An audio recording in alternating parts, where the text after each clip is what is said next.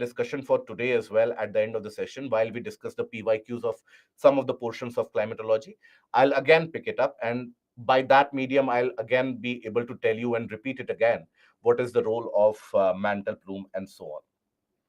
So, in the last session, we had looked at what do we understand by pressure. So, just a brief recap of it. Pressure of air or air pressure is basically referred to as the total amount of weight which is induced by the topmost air portion or the air portion from the top to the surface itself. That is what is referred to as the atmospheric pressure. Now, this atmospheric pressure is something which can reduce, it can increase depending upon various conditions. It can be dependent upon temperature, where we have seen that if the temperature is high, the air can rise up. If the temperature is cold, the air becomes heavier and starts sinking. So, whenever you have a rising air, that represents a low pressure. Whenever you have a sinking air, that represents a high pressure.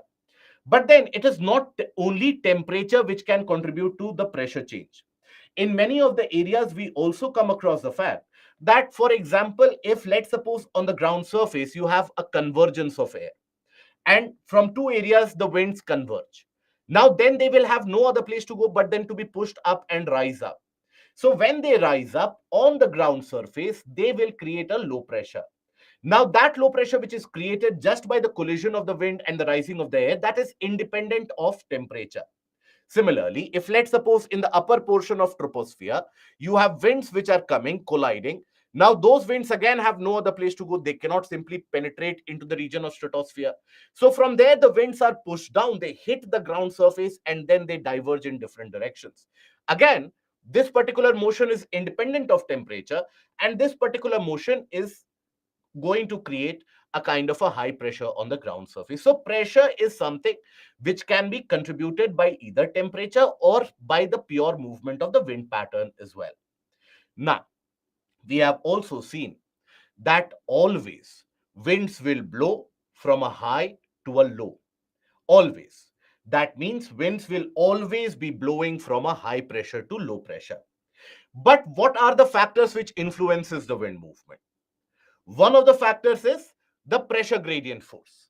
That is the difference between high pressure and low pressure.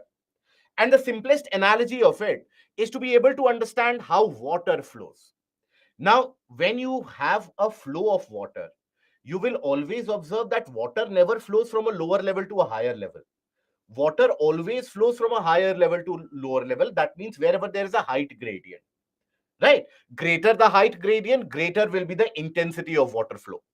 Similarly, in the case of the wind, greater the pressure difference between the high pressure and low pressure, stronger will be the wind movement.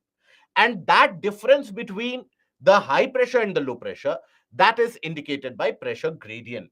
And wherever pressure gradient does exist, that will always exert a pressure gradient force which will influence the movement of the wind. Now, that is where whenever you experience a wind blowing or a cool breeze blowing across, always you will find that this wind, whenever it blows, it will be moving towards a low pressure region. So if from the next time, let's suppose you are facing the wind or the wind is blowing from any particular direction, always you will be able to guess where or in which direction the low pressure might exist. More stringent or more acute the low pressure, stronger will be the wind movement.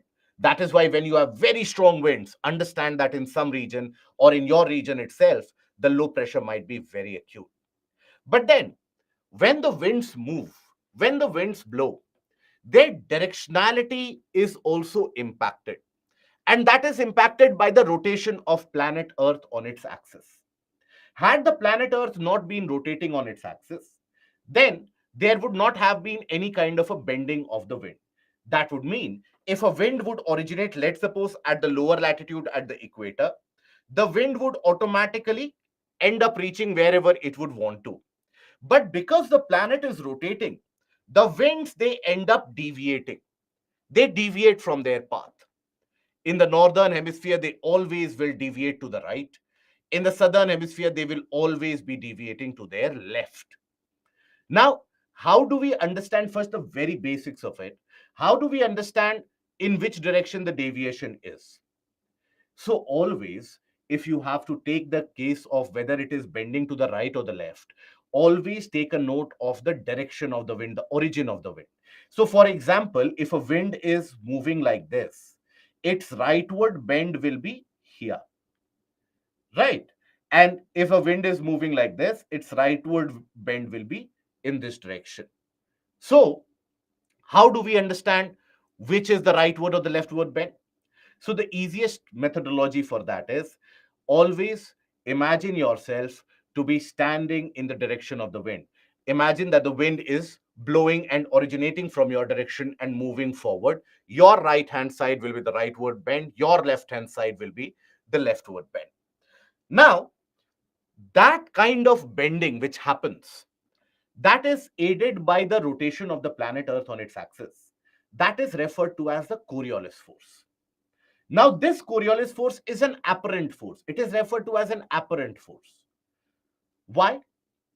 Because this will act on only those objects which move freely over the surface. If you have a car or a vehicle with which you are moving across the surface, they will never experience the bend because that is also rotating across the planet.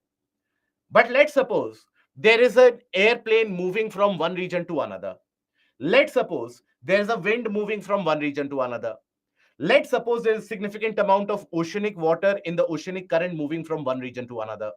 Oftentimes, they are independent of the rotational motion of the Earth. And as a result, they will experience a bend. This is the Coriolis force. We'll understand the reason for that as well. Something that we covered in the first class itself. And if you recall that in the first class itself, I told you, well, we're discussing about the speed of rotation of the planet, that there will be relevance of this when we come to the portion of climatology. We'll see how. So the Coriolis effect describes the pattern of deflection taken by objects not firmly connected to the ground as they travel long distances around the Earth. This is purely impacted due to the rotation of the planet. Purely due to the rotation of Earth. Now, what happens due to the rotation of Earth? Now, we have earlier seen that as the planet rotates, now here, if an individual, let's say, is placed here at A, if let's suppose someone is there at B, if suppose someone is there at C, if suppose this is the polar region at D.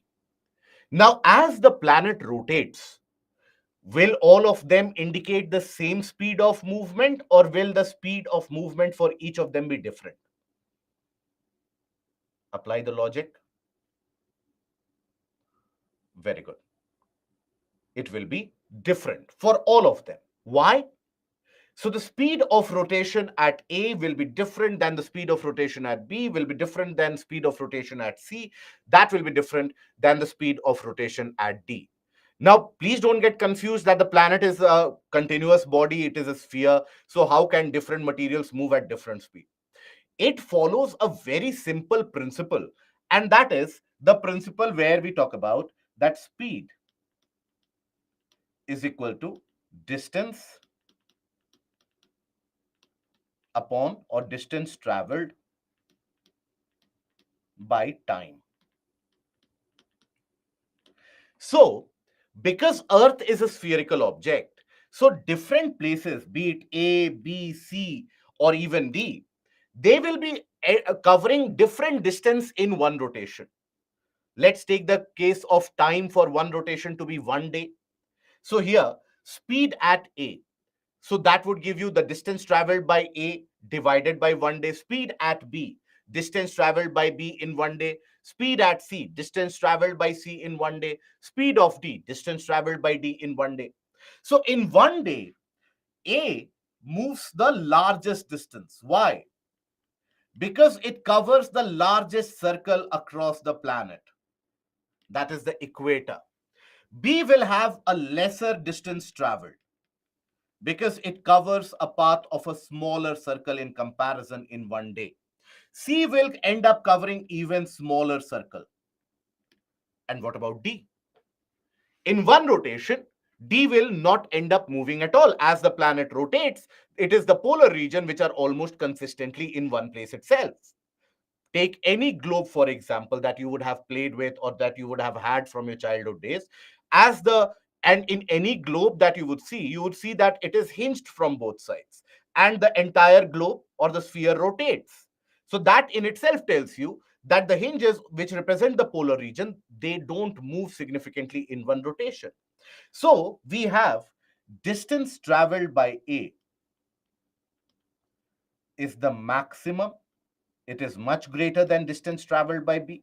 It is much greater than distance traveled by C. And that is going to be much greater than distance traveled by D. And distance traveled by D is equal to 0.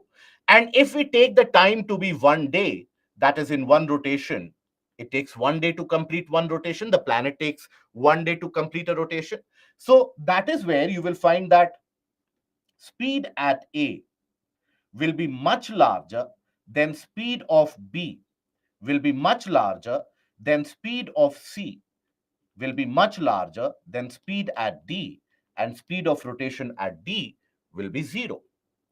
So here, when an object moves between the different latitudes, we can say in either of the directions, we can say that the object is moving from a region of one particular speed to either a higher speed or a lower speed. And that is why the object indicates a deflection. So as the object, or as there is a movement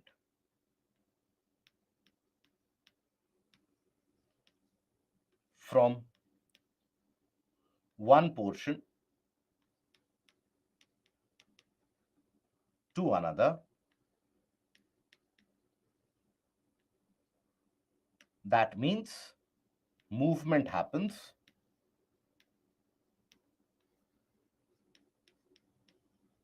from one speed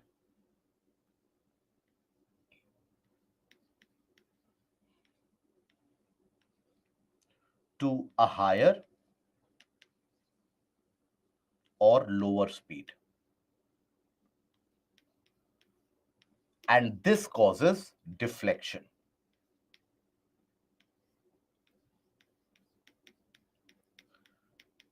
We'll take the example of this as well in order to understand it better. But here is the written text to make you a bit comfortable. So the key to the Coriolis effect lies in the Earth's rotation. Specifically, Earth rotates faster at the equator than it does at the poles. Earth is why? Because Earth is wider at the equator. So to make a rotation in 124-hour period, equatorial regions move at close to around 1600 kilometers per hour, whereas near the poles, the Earth is almost, and that location almost does not move significantly. And its movement is close to around 0 kilometers per hour.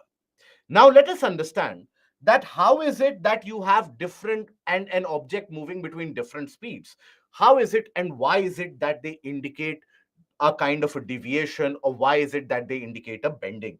So we'll understand the case of the cars, right? The car example is something that we will take.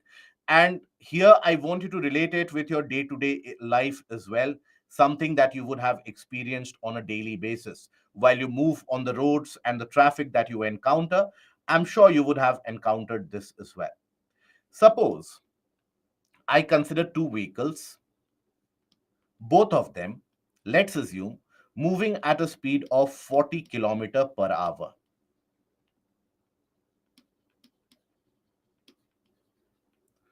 Okay, let's assume 40 kilometer per hour. Now, as they are moving at 40 kilometer per hour, let's name this as car A and car B.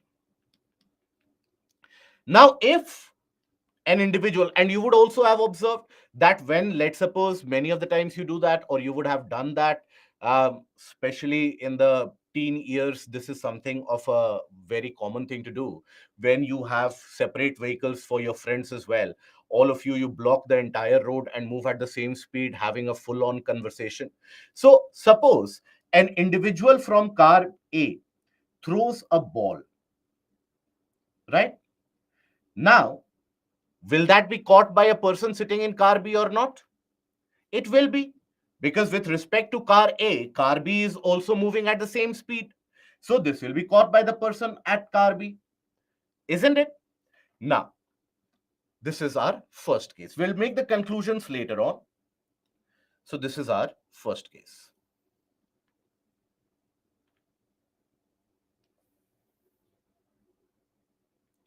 Let's consider another case. Let's assume I have car A and car B. This time, B is moving at 40 km per hour and this is moving at, let's say, 120 km per hour.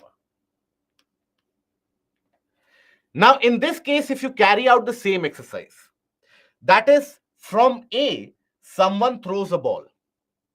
Will the person at B be able to catch it? If, let's suppose, a car is zooming past you with a very high speed, and if that person throws something, will you be able to catch that if you are moving at slower speed? No. In that case, what will happen? Does the object fall ahead of you or does the object fall behind you?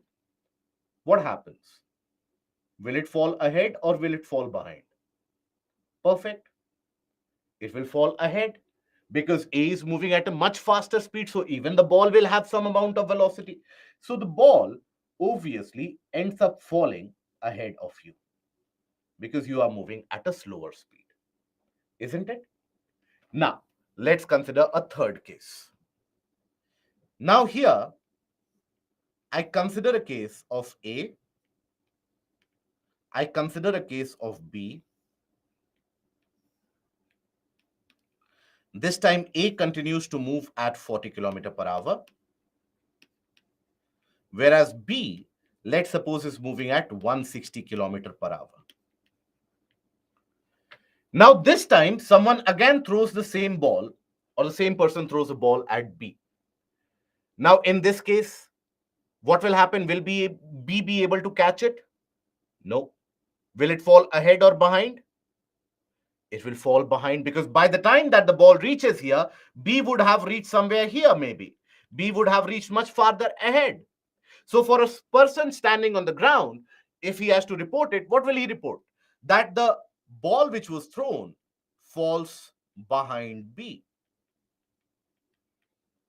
Isn't it? Because by that time, B would have moved significantly ahead.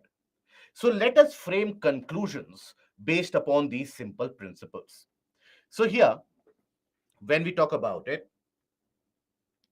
the first conclusion, if you have object moving between same speed, we can say that there is no deflection or no deviation which is happening.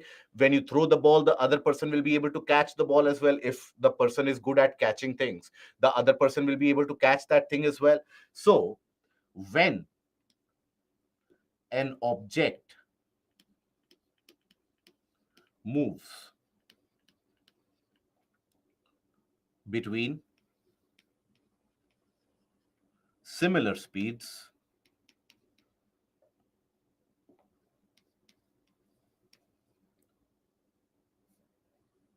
there is no deflection.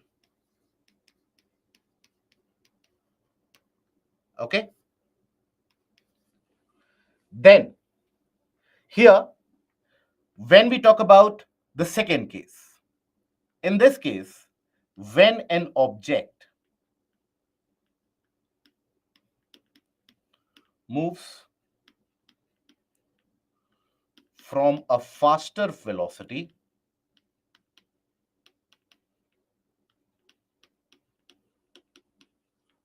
to a slower speed,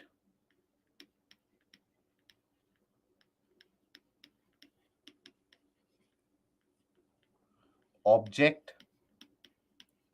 falls ahead.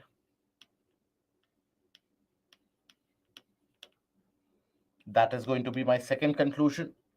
And my third conclusion is going to be when an object moves between slower to faster,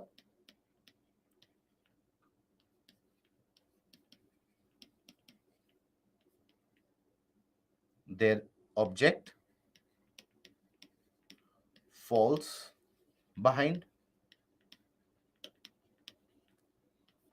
Right? These are my three conclusions that I can have with the aspect of the relative velocity or the relative speeds between two objects. Now, here, for one final time, I want you to apply your head and apply your logic here. Now, in this case, I have taken the example of 40 kilometer per hour and 160 kilometer per hour. So here I have seen that once a person throws a ball from A, by the time that it reaches B, B would have zoomed ahead. So the object falls behind. So there is a kind of a significant distance that the B would have moved, and then hence a person standing on the ground can note that the object has fallen behind. So if I ask you that if we talk about it in the terms of deflection, if the difference in speed between A and B, listen to this carefully, if the difference in speed between A and B, if that is higher, will the amount of deviation be higher or will it be lower? That means if A would have been moving at 10 and B would be moving, let's say, at 200 kilometer per hour, would there be greater amount of deviation as compared to earlier, or would there be lesser amount of deviation as compared to earlier? Higher. Very good. Right? Because the distance would also increase. So that tells us a very important conclusion, and that is greater the difference in relative speeds or relative velocity,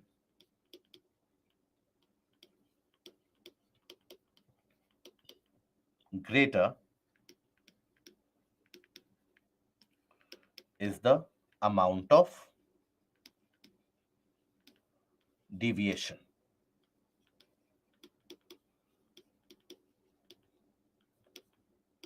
Right? Let me have this as 4. So we have these 4 conclusions. Based upon that, let us understand why is it that the bending happens whenever you have a wind movement or even an airplane movement, a missile movement. There is a natural bending which happens. Why does that happen? So here, when we talk about, let's say, the planet Earth, let's consider this. Now, or let's do one thing, let's consider a bigger case. Now here, let us consider different regions here. We'll consider first of all the equator.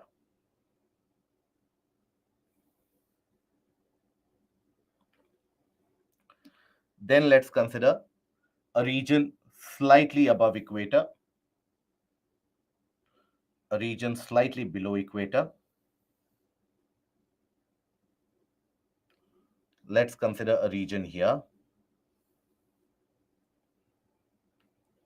Let's consider a region here. Okay. Now, let's have this as A, B, C. Okay. Now, first of all, let us consider an object which is moving from A to B. Let's suppose an object has to move from A to B. Now, if an object is moving between A to B, we do know that the speed of rotation is maximum at equator and is 0 at poles. Let us write it down here itself. Speed of rotation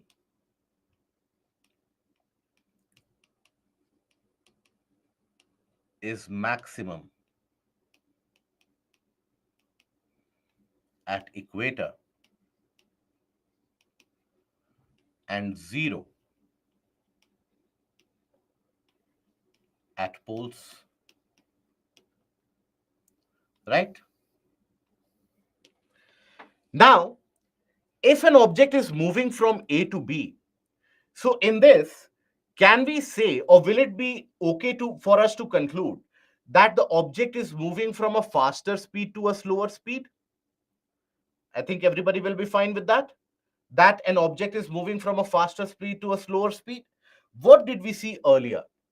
When an object moves from a faster speed to slower speed, object falls ahead, right?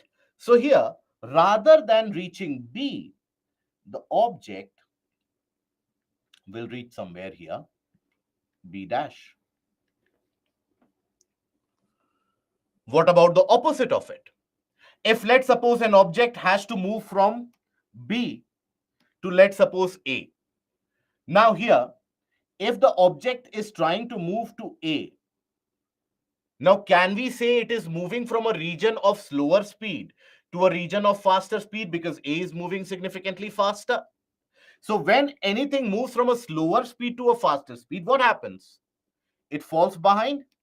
So here, rather than reaching A, it will fall behind. It will reach somewhere here, A dash.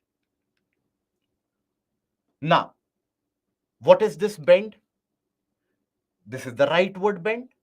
For both of these cases, this is the rightward bend, isn't it? So here, you will have the rightward bend.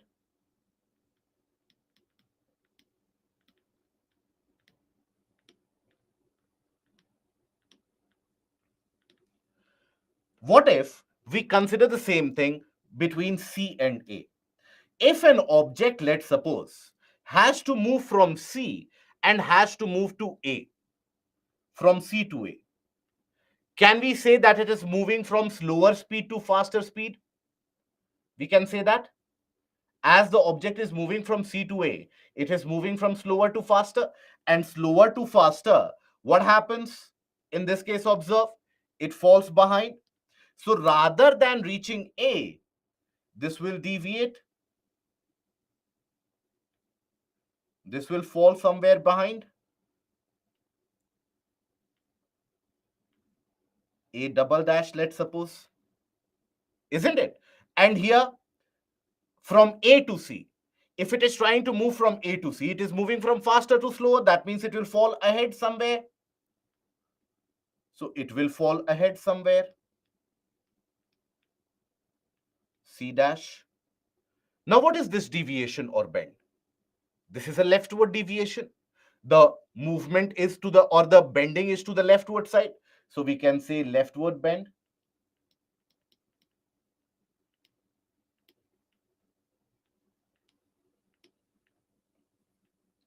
Right? So that gives us the conclusion. Any object moving in the northern hemisphere, freely moving, not that I was moving in the scooter and it did not bend to the left, it was moving in the straight road. So don't have these examples. Let's say an airplane moving, or let's suppose a wind motion. Let's suppose, even for that matter, if you launch a missile, for that matter, a rocket, anything. So when they are moving in the northern hemisphere, they will always be bending to the right. Whenever they are moving in the southern hemisphere, they will always be bending to the left. Now, let us consider a few other examples. Imagine an object which is trying to move from here. Let's think this as 1. Let's think this as 2. Now, both these areas of 1 and 2, their radius will be almost similar to the region of equator. The radius will be almost similar. So we can say that both these regions of 1 and 2, both of them will be moving at the same speed, isn't it? So when an object moves between the regions of the similar speed, there is no deviation. So here, if an object tries to move here, it will reach there without deviation. So that is why it is said that Coriolis force is absent at the region of equator, because immediately above and below the equator, the radius is the same. So the objects end up moving at the similar speed. So here, no deviation.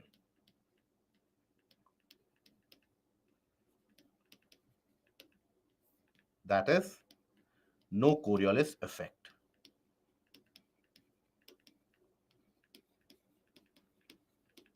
Now, what if I have another consideration that I take? For example, let's suppose I take the case of D here, the poles. Now, in the case of D, speed is equal to 0. Now, even if I consider any region here, any of the region here, let's consider this E. Now, what will be the difference of speed between E and D? It will be very high. Difference of speed will be very, very high because D is 0. So whatever be the speed at E, it will add on to the difference, right? So because the poles are rotating at a speed of 0, they are not moving at all. We can have a conclusion that from any particular region, if you consider, there will be always a very high amount of difference between the polar region and any other region. Now, what have we seen earlier? Greater the difference in relative velocity, greater is the amount of deviation. So any object, whether it is moving to the poles or whether it is coming from the polar region, if the speed of, or the difference of speed is very high, there will be greater deviation. And that means it is in the region of the poles here, as the difference of speed is maximum,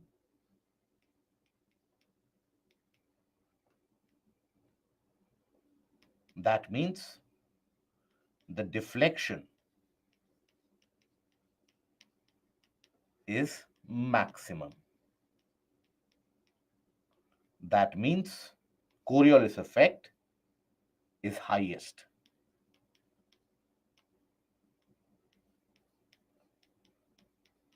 Effect is highest. Okay, why?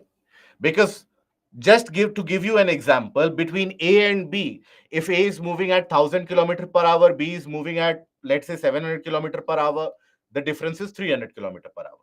If let's suppose E is moving at 400 km per hour, D is 0, the difference in velocities is very high, much higher than between A and B.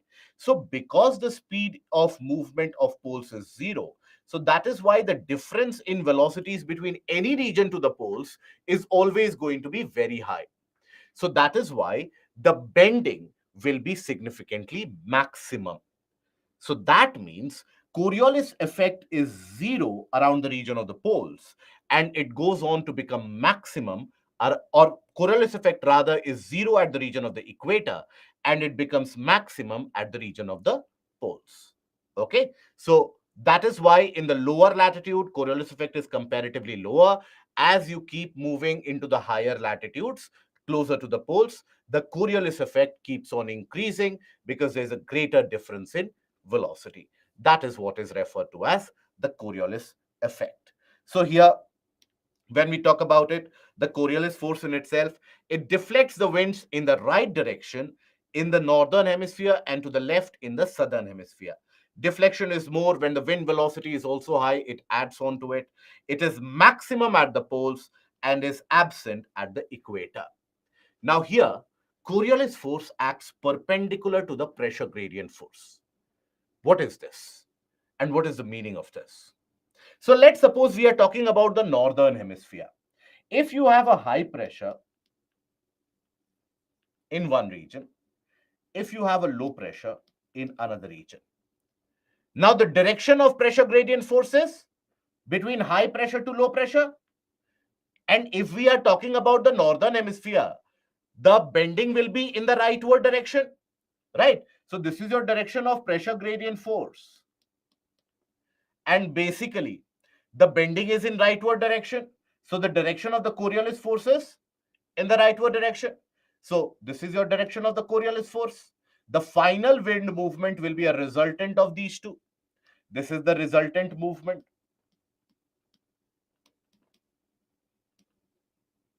Yes, this will be the same effect in the southern hemisphere as well. That is the resultant movement. So that is why we say that the Coriolis force acts perpendicular to the direction of the pressure gradient force. That is the aspect of Coriolis force. No deviation is happening because here understand why is it that the deviation is happening? Because the objects are encountering places having different speed. That is why the deviation is happening. Now around in between 1 and 2, both these places would be moving approximately at the similar speed because both of these places have almost equivalent amount of radius and the equal distance that they travel in one rotation. So as a consequence, when the objects are moving at the similar speed, there is no deviation between them as we have seen earlier. Hence, at the region of equator, the Coriolis force is almost absent. Okay, so that is basically the aspect of Coriolis force. Now, then we have another factor which influences the wind movement, and that is the frictional force. Frictional force. What is friction? Friction is a force of resistance, always. It opposes the motion. That is your friction. It is the force of resistance. So, if an object, let's say, tries to move in this direction, the friction will apply resistance to it.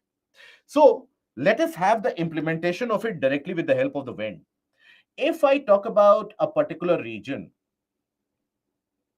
having various different types of land features and topography, let's suppose you have a lot of trees, buildings, houses, various different aspects. Now, when the wind moves here in this area, the frictional force will be high because there will be a force of resistance which will be offered by the obstacles, the wind, and the trees, the mountains, the various forms of topography. There will be greater amount of resistance. But if the wind is moving, let's say at an altitude of 3 kilometers or 4 kilometers, frictional force will be less. So that means the velocity will be high. That is why whenever you climb up to the higher floors, if ever you live, let's say, in 20th floor, 19th floor, or 33rd floor, or something like that in a high storied building, you will always experience a greater velocity of wind because the frictional force is less. Whereas on the ground surface, you have the impact where the wind is blocked by the various other buildings, trees, etc. So that is the frictional force which impacts directly the velocity of the wind. Now, when we talk about the sea surface over the region of the sea, now there the movement will be significantly boosted because the frictional force will be less. Because over the sea, you don't have these obstacles in the form of various different trees, buildings, etc. So that is why wind movement over the region of the sea is generally much faster as compared to the wind movement over the region of the land. And also, wind movement at a greater altitude is much higher as compared to the wind movement on the ground surface. So, frictional force affects the speed of the wind. It is greatest at the surface. The frictional force is the greatest at the surface, and its influence generally extends up to an elevation of 1 to 3 kilometers. Beyond that, the amount of frictional force reduces. Over the sea surface, the friction is minimal. Now, from this, basically, can we say that where can we have a conclusion that in the region of the southern hemisphere, the speed of wind movement is going to be much faster as compared to the speed of wind movement in the northern hemisphere? Will that be a correct assumption to make? Yes. Why? Because in the southern hemisphere is dominated by water bodies, whereas northern hemisphere is dominated by land areas, isn't it? So that is the reason why wind movement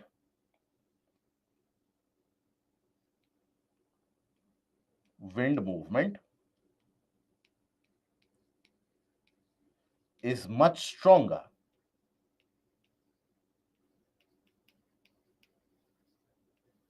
over the southern hemisphere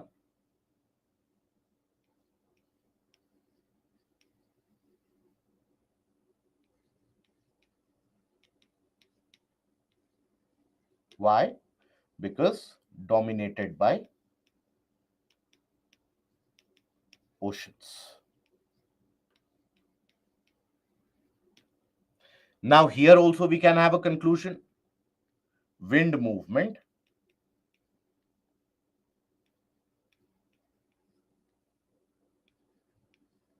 is much faster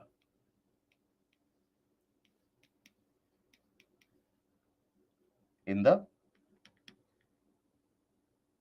or at greater elevations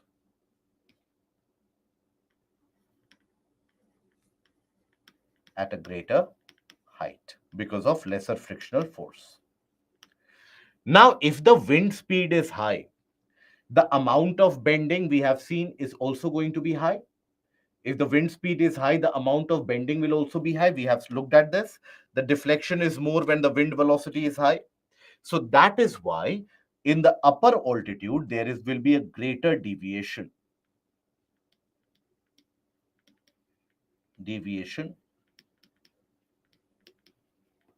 at height. Yes, Chitranshu, that is correct. So that is basically about the various factors which end up influencing the wind movement. Now we'll analyze these factors ever so briefly, but overall, when we take a look at the various different wind movement or the air circulation, just the basic idea of pressure would be more than sufficient. But just to tell you how the kind of questions are framed from there, we can take up a few PYQs for this. So this is one of the PYQs. Take the PYQs and let me know the answer for this. The next set of questions I'll take later on. So, what causes the wind to deflect to the left in the southern hemisphere?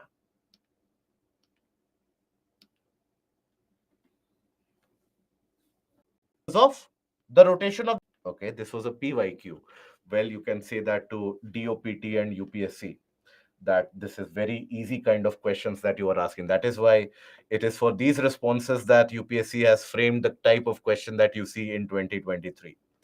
Now, should we take another question? Okay, let's take another question. Let's assume that westerly is a kind of a wind. Westerly we have not discussed even though, but let's assume that it is a kind of wind and let us see if you are able to apply logic. So westerlies in the southern hemispheres are stronger and persistent than the northern hemisphere. Why? Southern hemisphere has less land mass as compared to northern hemisphere. Coriolis force is higher in the southern hemisphere as compared to the northern hemisphere. Why is it that the westerlies are much more stronger in the and persistent in the southern hemisphere?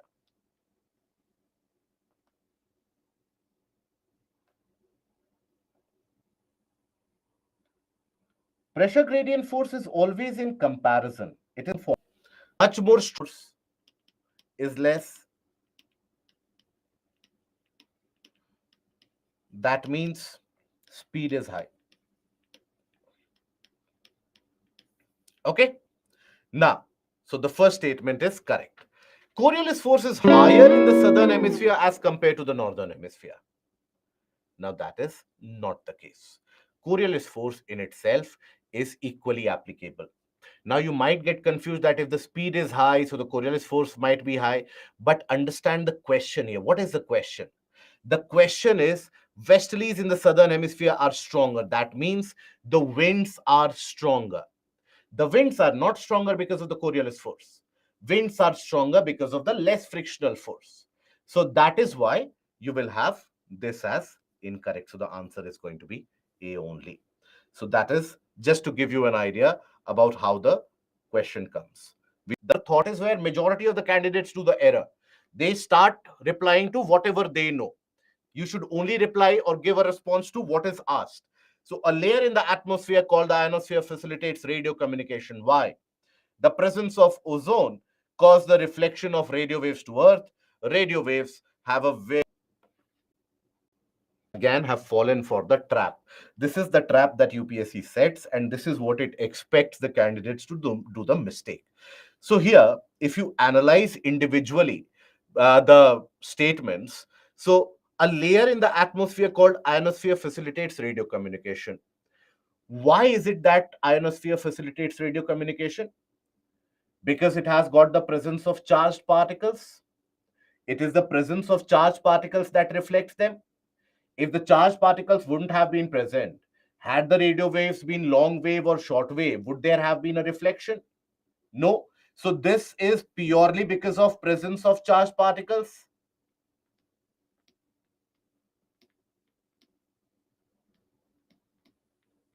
isn't it? Purely because of that reason itself, purely because of the presence of charged particles. So any of the options, do they talk about the presence of charged particles? No. So both the options are incorrect. Okay. So that is where I want you to concentrate. Okay. Let's take another question if we are taking PYQs. Nation. There are no are correct. Bit content what UPSC. So here of turbulence and the aircraft moves, because there sometimes is there presence of clouds sometimes which are found. But here UPSC said that both of these will be marked correct, and hence UPSC gave the answer C. Okay. So here basically that is the answer. Now let us come back to the discussion again. So when we talk about it, the wind movement, the wind movement is basically classified into onshore and offshore.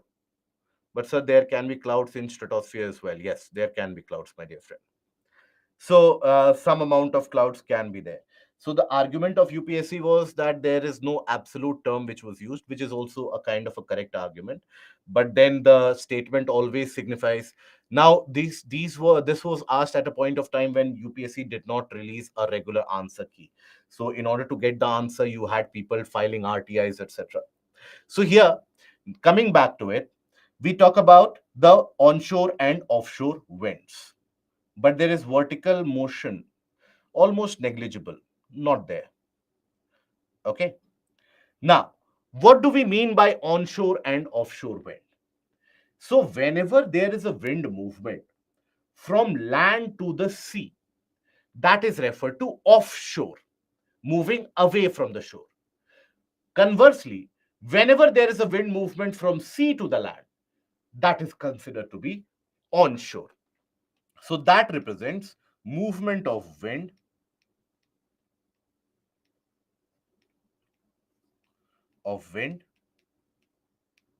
from sea to the land. That is, let's suppose there is a wind movement happening like this. Let's assume there is a wind movement happening like this. Now, this wind movement, or let's assume India itself, let's assume the wind movement is happening like this. Now, if you have this kind of a wind movement, will it be able to cause or create rainfall in the process, or will it not be able to create rainfall? What do you think? Will it be able to cause rainfall? Yes. Why?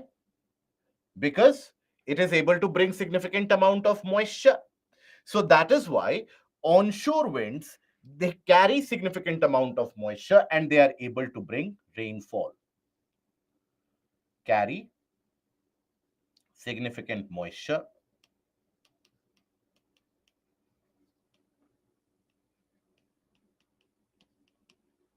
bring rains.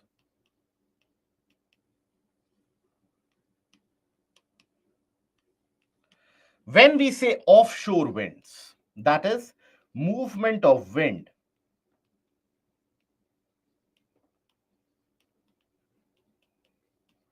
from land to the sea.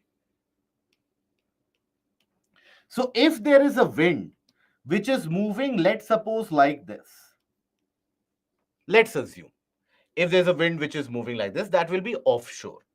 Now, it won't be carrying moisture because it has originated over the land areas. So, land areas are drier. So, that is why it will be a dry wind. So, it won't cause rainfall. So, that is dry wind.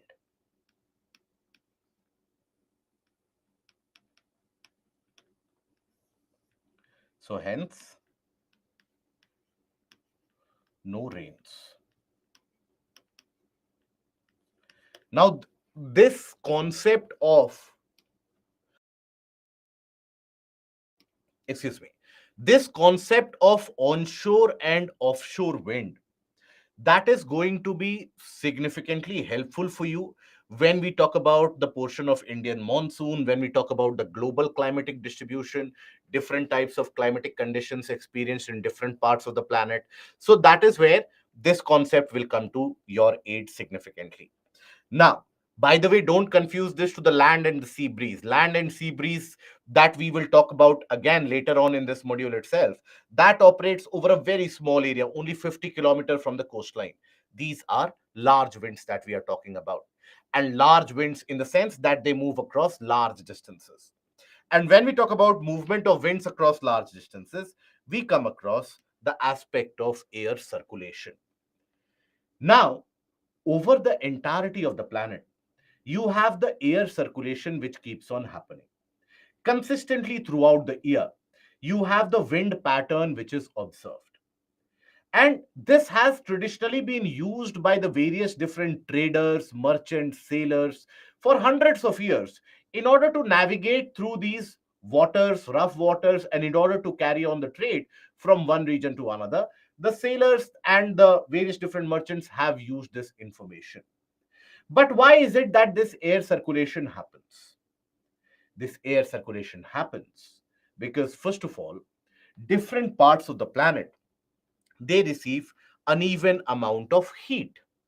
So the lower latitude areas that is closer to the equator, you have the regions which have a heat surplus. Heat surplus. Why? Because they end up receiving more direct rays of the sun, and the amount of solar insolation is consistently going to be high. Be it the summer, the winter, the amount of insolation is significant. Whereas when we talk about the higher latitude regions, these are going to be heat deficit areas. Heat deficit areas. So this impacts the air pressure as well, and that can induce a circulation pattern. Now, the role of this air circulation is very significant. This air circulation, if it would not have been present, then these heat surplus areas would have continued to get heated, the temperature would have continued to rise, and it would be very, very hot, 100 degrees Celsius, maybe even more. And these colder areas which do not receive significant amount of heat, these would have continued to be very, very cold. So air circulation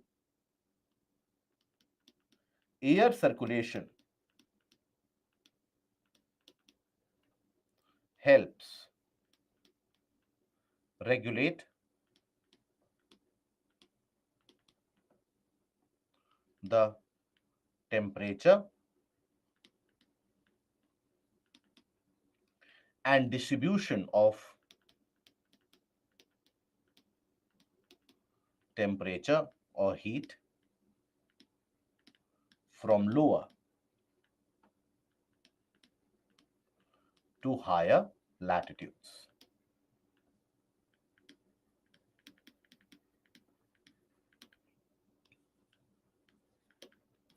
Okay. They help in circulation of that heat, regulation of heat, distribution of heat from the surplus regions to the deficit areas.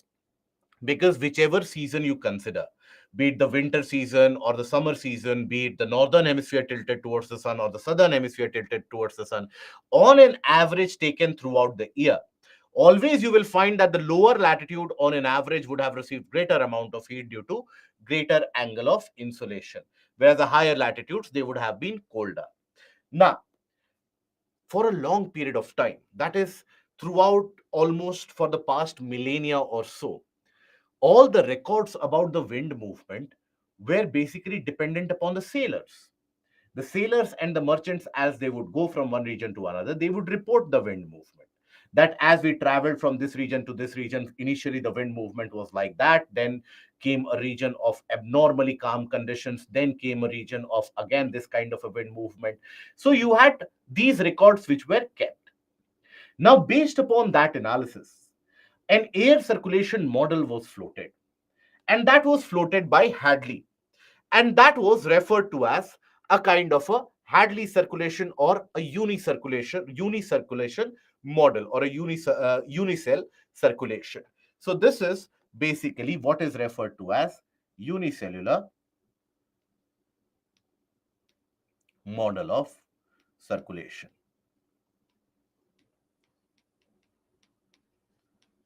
This was provided by Hadley. And Hadley based this kind of circulation aspect purely on temperature. Circulation purely because of temperature.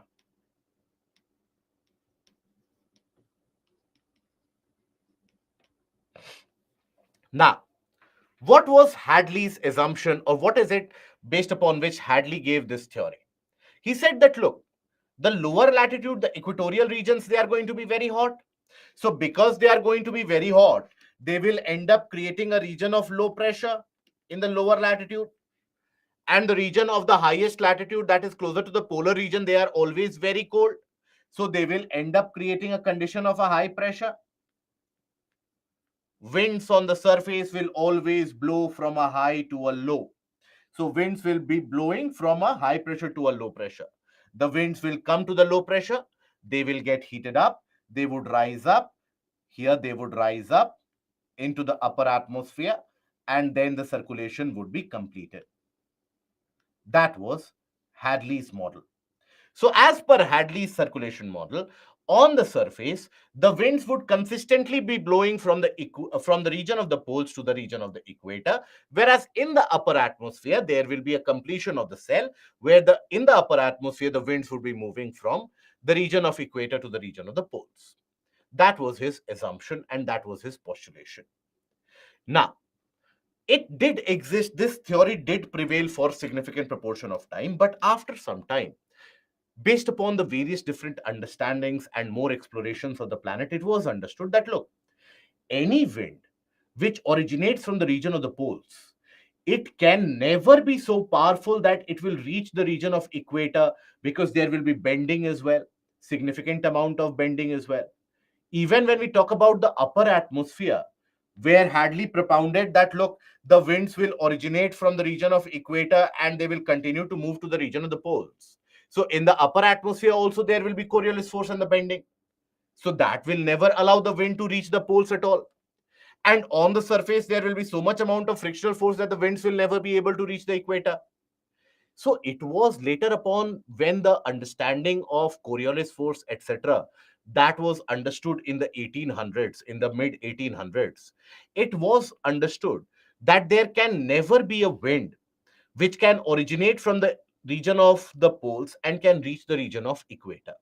Similarly, there can never be a wind which can, in the upper atmosphere, which will move from the region of equator and can reach the region of the poles, because the winds will get deviated, and they will get deviated in such a way that they will never be able to reach the poles at all. Because let's understand, or let's assume the upper air circulation, if a wind is moving or originating from the region of equator, they will be bending to the right. As they bend to the right, they will never be able to reach the region of the poles. Regardless of how strong the wind is, it will never be able to reach the region of the poles. It will accumulate in some particular area. So that is why this unicellular model was actually discarded. It was trashed.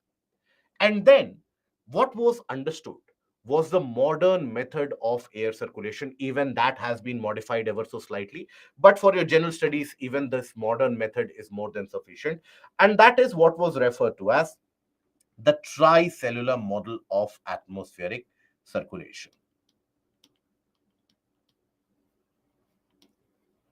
Cellular model of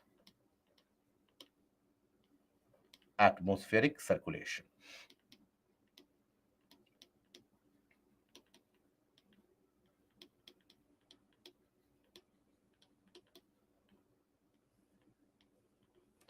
Okay, the tricellular model of air circulation. Now, what is this? So, understand this basic property. Once you understand this basic, and I hope you revise it sufficient number of times, then almost all the various different climatology aspects, including the temperature distribution, including the aspect of the weather pattern, everything will come naturally to you. So here we take the case of the northern hemisphere. It is exactly similar when we talk about the southern hemisphere. Not exactly, but almost similar. So let's assume this is equator, 0 degree. Let's assume this is 30 degree north. Or if it confuses you, why only 30 degree? Why not 29? Why not 31? Is it pre-decided by Almighty being, etc.? So let's assume 25 degree to 35 degree north. Then let's assume you have 55 degree to 65 degree north. And let's assume this is 90 degree. Okay. Now, how is it that the air circulation happens, or how is it that the air continues to move? First of all, we concentrate upon the region of equator, around the region of 0 degree. Now, around the region of 0 degree, what will be the temperature? Temperature will be significantly higher. It will get heated up, isn't it? Now, when the air gets heated up, it will start rising, because when the air gets heated up, it gets lighter. Anything which is lighter will rise up. As long as it is warmer than the surrounding air, will continue to rise up. Now, as the air here rises up, that means here you have a creation of a high pressure or a low pressure. A low pressure, rising air is always associated with low pressure. So that means it would attract winds from the surrounding regions. So winds will come from the surrounding regions. And these winds, when they come over this region, they would also get heated up. They would also start rising up. Now here the winds are rising up. Now they will rise up till what level? Up till the region of tropopause, not beyond that. They would be rising up to the level of tropopause. Once they hit the tropopause, they will diverge after that. One goes towards the southern hemisphere, other goes towards the region of the northern hemisphere. Now, as here we are talking about the region of very high altitude, at the region of the tropopause. So what will be the wind velocity in this area? Wind velocity in the region of tropopause, there it will be high or low? It will be very high. Why? Because the frictional force is very less. So when the wind velocity is high, then the deviation will also be significant. So let us assume the upper air movement. With this image, let us assume the upper air movement. This will only reflect the upper air movement, not the surface. Upper air. So the wind has actually, if we consider the northern hemisphere, wind has originated from the region of equator in the upper atmosphere. It is moving northwards. It is moving northwards towards the region of the poles. It will deviate to the right. Now, because the speed is very high, deviation will be significant. Will it be able to reach the region of the poles? No. The wind will try to or start accumulating somewhere around this particular stretch. There will be an accumulation of the wind. There will be accumulation of the wind. More and more wind will be piled up, because more wind is rising up due to heating of the surface. So more wind will be piling up around this area. And at this area, at this region, as there is more wind which is piling up, by the way, what will be the temperature of air at this region? The temperature of air will be low, because we are talking about many kilometers from the Earth's surface. So the temperature of wind will be low. So that means the wind is cold. The wind is piling up as well. So the wind in this area, in this region, because it becomes cold, the air starts to sink.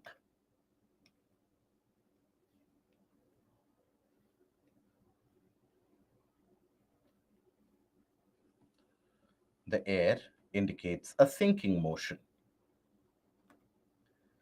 Now, upon hitting the ground surface, the air will diverge. One will go towards the region to fulfill the vacancy created at the region of equator due to heating. The other portion will go towards the region of the poles. Meanwhile, in the region of the poles, what will be the temperature? Very, very low. The region of the poles are always going to be very cold. So that is where you will always experience a sinking air. Here you will always experience a sinking air. And that air, upon hitting the ground surface, will move here. So in this region, you will have what? A high pressure. In this region, you had what? A low pressure. In this region, what will be there? High pressure or low pressure? Around 25 to 35 degree. Will it be a high pressure or a low pressure? A high pressure because you have sinking. Now, there is a wind which is coming from the region of the poles. There is a wind which is coming from the region of the tropics. They will come. They will collide. They will have no other place but to be pushed up. So this wind then rises up. Okay. It will rise up.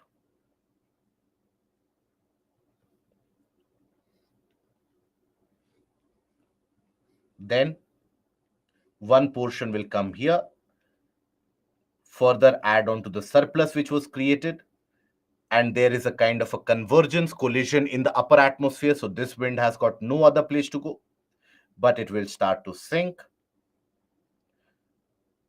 whereas this one will continue to move and fulfill the sinking air around the region of the poles.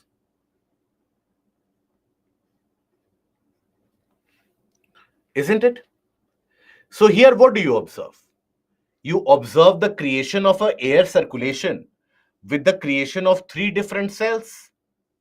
Isn't it? You have the creation of three different cells, hence the name tricellular model of circulation. What will be the condition of pressure here? Here you will have low pressure. Now, if I ask you what kind of pressure is created, now in the region of equator, will you have a thermal low pressure or will you have a dynamic low pressure? Because all of us agree that there will be low pressure. So here, when we talk about the thermal low pressure or a dynamic low pressure, a thermal low pressure, perfect, because it is because of heating that the air is rising here. So you have thermal pressure.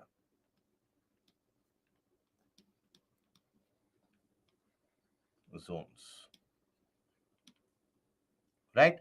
And what is the condition at 90 degree? Will it be a thermal low pressure or a dynamic pressure? When we talk about 90 degree, will it be thermal or dynamic? Why is that high pressure created at 90 degree? Why?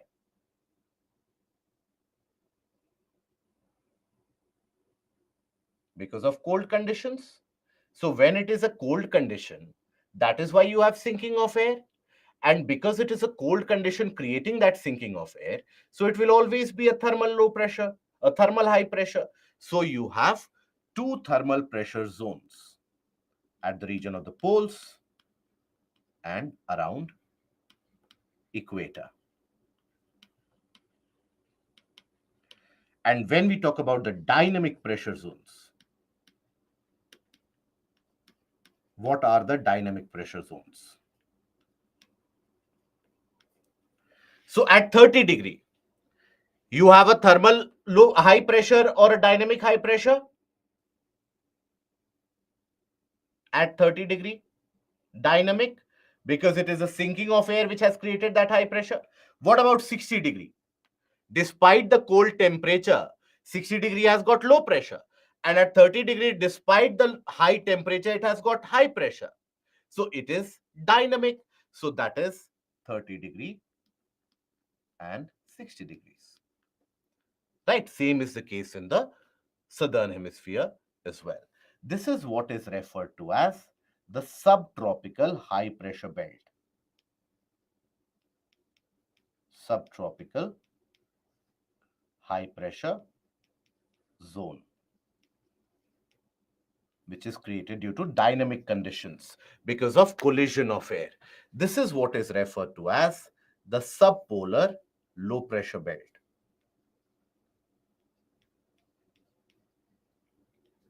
Low pressure zone, because it is created due to dynamic low pressure, because the winds are converging, it has got no place to go. Despite the low temperature, the winds are pushed up, and whenever you have rising air, that will create low pressure. This will have a kind of a, this is what are referred to as polar highs. This is a dynamic pressure zone. This is a thermal pressure zone, and this is what is referred to as equatorial low.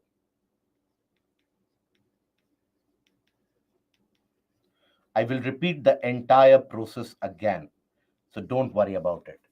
I will repeat the entire process here. So when we talk about the air circulation is always impacted by the, and listen to this carefully, guys. Air circulation is always impacted because of the creation of different pressure. We have seen that for the air movement to happen, there is only one simple principle, that air will move from a high to a low. That is from a region of a high pressure to a region of a low pressure. Now understand the region around equator. Around the region of equator, there will be significant amount of heating. So as there is a significant amount of heating, the air will get heated up. Once the air gets heated up, the air starts to rise up. As the air starts to rise up around the region of equator, it will create a vacancy of sorts near the ground surface. So that would attract winds from the surrounding region, right? Winds from the surrounding region, from the tropics, the winds will come, and then they will again get heated up because the heating is continuous. So they will also rise up. More winds will come, more will get heated up, more will rise up, further more winds will come. So this process continues. Now the winds get risen up till what? Up till the region of troposphere. So as they reach the region of troposphere, after that, the winds will diverge. After hitting the troposphere or after reaching the tropopause, the winds will diverge. One moves in the southern hemisphere, one portion moves in the northern hemisphere. Now, as they are moving in the northern hemisphere in the upper air, now this wind movement here, this wind movement in the upper atmosphere that you see, this will, this cannot go to the region of the poles, never, even though they are moving towards the poles. But this wind will be, if I say the upper air, so the upper air wind movement will have significant speed. They will bend due to Coriolis force in the rightward direction.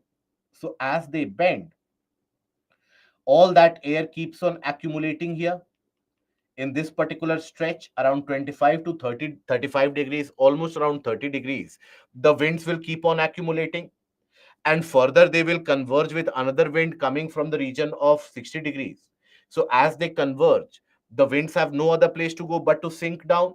So as they start sinking, they will hit the ground surface. So when they hit the ground surface, they will always increase the pressure. So despite the fact that at 30 degrees you have higher temperature, there will be a high pressure. That is a dynamic high pressure. Now, upon hitting the ground surface, the winds will diverge.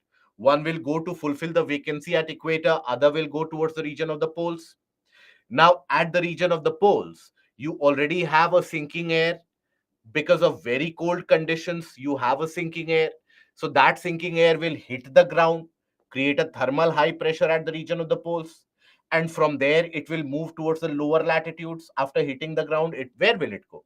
After hitting the ground, it will always go towards the lower latitudes. So as it moves, it collides with the wind coming from the tropics. And the winds, they collide. They have no other place to go but then to be pushed up. So whenever you have rising air, that creates what? Low pressure. But this is created not because of temperature. This low pressure is not because of temperature. This is because of the collision of the air. So you have a dynamic low pressure created at 60 degree. You have a dynamic high pressure created at 30 degree. Now here it rises up. Again, it will hit the region of tropopause. It will diverge. So that is how it ends up creating the case of movements or the formation of these cells of circulation. This is what is referred to as the Hadley cell.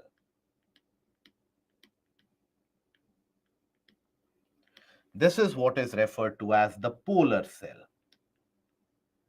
Now, Hadley and polar cells, they are controlled by the temperature factor. Temperature factor at the region of equator, temperature factor at the region of the poles, they become the drivers of the Hadley and the polar cell. But when we talk about the between, the in middle one, now this one has purely come into existence as a kind of a gear mechanism. In the case of a gear, what do you have? Two wheels move, and in between them, any pulley or anything that also ends up moving. So this circulation, which is referred to as the Ferrel cell, that is created purely by the dynamic pressure. Okay. Now, furthermore, when we talk about the region of the low pressure or the equatorial low, now at this region of equatorial low, you have winds which are coming from which region? From the tropics. Both in the northern and the southern hemisphere, the winds are coming from the tropics, isn't it? So this is where it is referred to as the, or the winds are coming from the tropics. So hence this is referred to as intertropical convergence zone. Intertropical convergence zone, or what is also named as famously ITCZ. Okay, that is what is referred to as ITCZ. So this creates on the surface a kind of a continuous wind movement throughout the year. Across the planet, this wind movement is created. So on the surface, the wind movement which is created, that is what is referred to as the permanent wind system, because they are existent across the planet and they are existent throughout the year. Whereas when we talk about the pressure zones which are created, they are the ones which will initiate or impact the wind movement. Now, when you have the summer in the northern hemisphere, let's say you have summer in the northern hemisphere, so the greatest amount of heating will be received somewhere to the north of 0 degrees, somewhere maybe here, there will be significant amount of heating. So when you have summer in the northern hemisphere, the ITCZ will shift slightly to the north. So if the ITCZ shifts north, what will happen to the subtropical high pressure belt? It will also shift north because of the Hadley cell. So the subtropical low pressure belt will also shift slightly to the north. But the polar high will remain where it is because that is going to be the coldest region.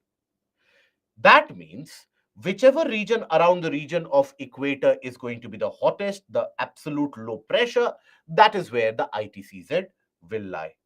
Okay, so ITCZ always ends up representing roughly the absolute low pressure around the region of equator.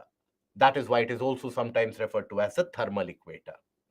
Now, when let's suppose there is significant amount of heating in the southern hemisphere, that is winter in the northern hemisphere and summer in the southern hemisphere. So that means the southern hemisphere will get more heated as compared to northern hemisphere. So the ITCZ will shift somewhere here in the southern hemisphere. So all the pressure belts will shift slightly to the south. Okay, so the pressure belts, they shift north during the northern summers and they will shift to the south during the southern summers. That is the shifting of the pressure belts. Okay, so let us take a look at these pressure zones and also the kind of wind pattern that they create on the ground surface.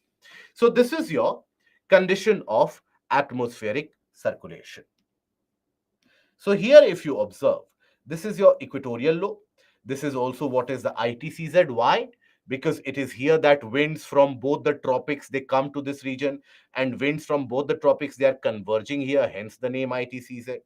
Here you have a high pressure created by the sinking wind. Here again, you have a low pressure, that is a dynamic low. So that is what you have as the tricellular circulation. Okay. Now, when we talk about the wind movement on the surface, when we talk about the wind movement at the surface,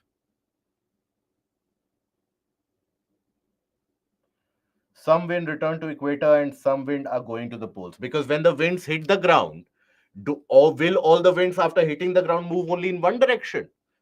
As the winds hit the ground, remember what we studied in the case of the dynamic pressure belt. So dynamic pressure and the thermal pressure zone, so as the winds will hit the ground, they will diverge in both the directions. So that is why one goes towards the region of equator, one goes to the region of the poles. So here, when we talk about, let's say, these wind movements, let us consider the ITCZ.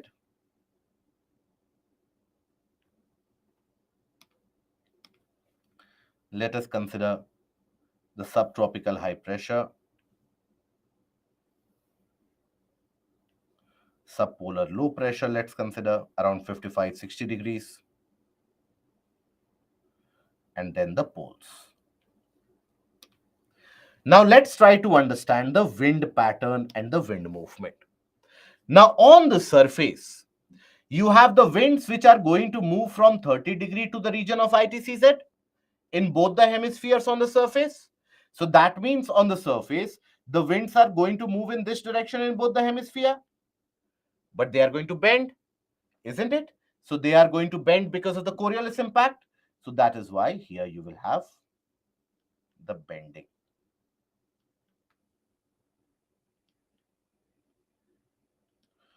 Why do they decrease in height? Apply your logic. Why would they decrease in height? So did you think this was a kind of an incorrect image that I drew? I could also have drawn a straight line. Apply your logic. We have studied that why the height has reduced. That is because the height of troposphere is highest around the region of equator. It decreases around the region of the poles. We have talked about that, isn't it? So here, the wind movement will bend to the left.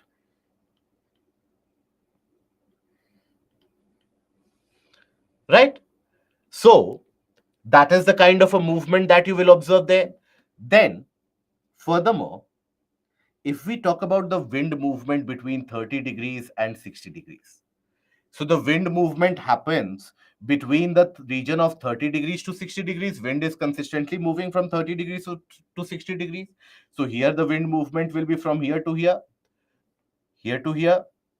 but they will be bending to the right and left.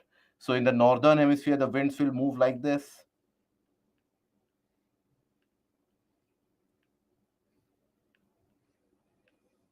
In the southern hemisphere, the winds will be bending to the left.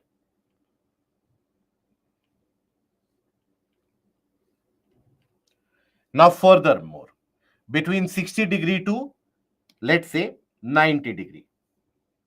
So between 60 degree to 90 degree, we have seen that the wind movement is from pole to the 60 degree. That is where the collision or the convergence is happening. So here the wind movement will be like this. Here the wind movement will be like this, but it will bend. So what do you have? You have the wind movement like this. Here you have wind movement like this. Now, the winds, when it comes to the naming of the winds, winds are always named based upon the region or the direction from where they originate. Always. The naming of the winds is always done based upon the direction or the region where they originate. So that is why when we talk about, for example, these areas from the region of 90 degree to 60 degree. Now, in this area, here, what do you observe? You will observe that these are the polar winds, and overall they are moving from east to west. So these are also what are referred to as polar easterlies.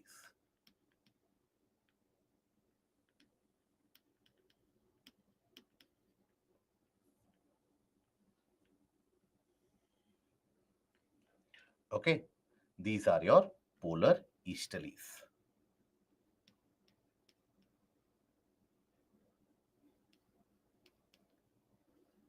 Southern Y left. Did you join the session late, my dear friend? For the first 45 minutes, we have invested our time in this aspect as well itself. That why right in the northern hemisphere, why left in the southern hemisphere? It is because of the Coriolis force. Okay. Now, furthermore, here, because both are easterlies, because both observe they are moving from east to west. Now, then after that, here they are in a way moving from west to east, right? These are moving from west to east, be it in the northern or the southern hemisphere. These are what are referred to as westerlies.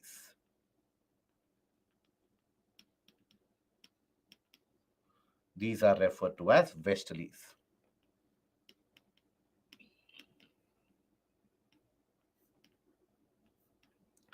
Now, here, these are referred to as the northeastern winds and the southeastern winds, because if you observe their direction, northeast to southwest in the northern hemisphere and southeast to northwest in the in the southern hemisphere. But then typically they have been utilized by various different merchants, sailors, traders, etc., to carry out the trading purposes. So that is why these are what are referred to as trade winds. Trade winds. Or if you want to be specific, this is what is referred to as northeastern trades, northeastern trade winds, or simply northeastern trades. And these are referred to as southeastern trade winds because that is the direction from which they are originating.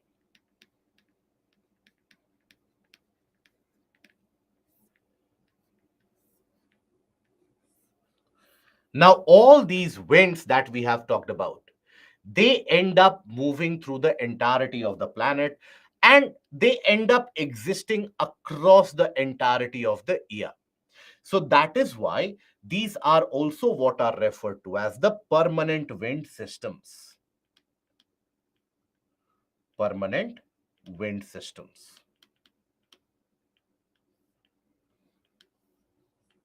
Okay.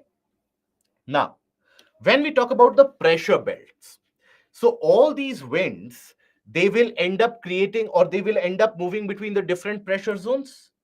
They will end up moving between the different pressure areas. So you have the ITCZ here.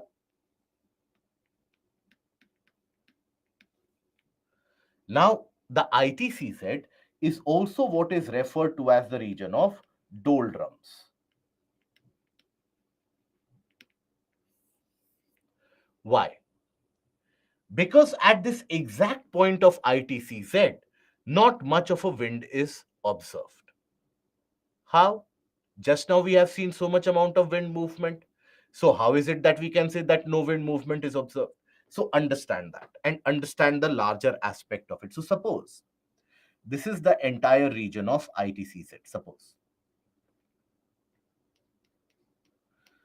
Now, as the winds are coming here, the winds, they get heated up over this entire region. Over this entire area, the winds get heated up and they start rising up. Isn't it? So as the air comes here, the air over a period of time, the air will get heated up in this region and then it will rise up, creating a vacancy. Now, if you were an individual standing here, you would experience a wind movement. If you were an individual standing here, you would experience a wind movement. But what if you are an individual who is standing absolutely at the middle of it? You wouldn't experience any horizontal wind movement at all. So you would not even feel that the wind is rising up. So because at this particular point you don't experience any wind movement, that is why. And these are the things that the names have been given since ancient times, or since the Middle Ages, when you had the sailors, travelers, etc., moving through here. So that is why, because of the lack of wind movement, this was referred to as, or this is referred to as the ITCZ, or the doldrum rather. So lack of wind movement.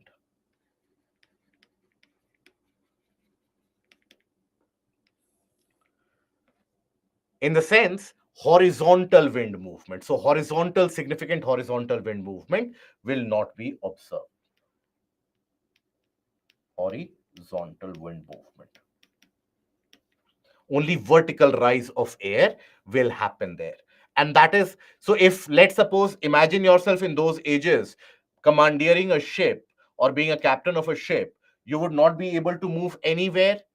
Vertical air rise of air will not help your ship to move anywhere, because in those days the ships basically would move through the help of the wind and the sails that they had, so they would not be able to move anywhere at all.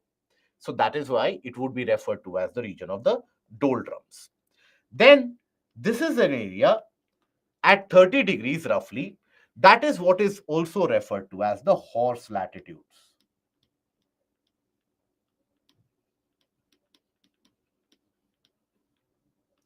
And here also you have an anecdotal story because of it, but understand the aspect here also very similar to that of doldrums. So if you are at 30 degrees, now you will have wind which is coming here, sinking, hitting the closer to the surface and then diverging. So again, if let's say you were an individual here or you were an individual here, you would have experienced a wind movement. But what if you are an individual standing here? Would you experience any horizontal wind movement? Not at all. There is a sinking air. So whenever the sailors and the ships would come to this area, their ship would get stuck in the region. They would never be able to move for a longer period of time. And in those days, in the older days, the traders, the sailors, they would always travel with a lot of horses as well, because once they would reach the land, it would be these horses which they would use to move from one region to another. So they would generally travel with a lot of horses. Now these horses would consume their own set of resources, the food, the water, etc. Many of the times the ships would get stuck here for many days altogether, leaving a kind of a water scarcity, significant amount of water scarcity. So that is why what people would do is, the sailors, what they would do is, they would push the horses into the water, and the horses would be pushed into the water so that, first of all, there is saving of the resources, and also there is enough amount of turbulence created in the water so that the ship gets some amount of movement, and after that maybe the wind could help it up. So that is why, because the horses would be thrown overboard in this region, and to conserve the resources and to provide some kind of a movement, hence the name has stuck and continued. That is why this region of calm conditions is also referred to as horse latitude. In both these areas, you will not observe horizontal wind movement, lack of horizontal wind movement.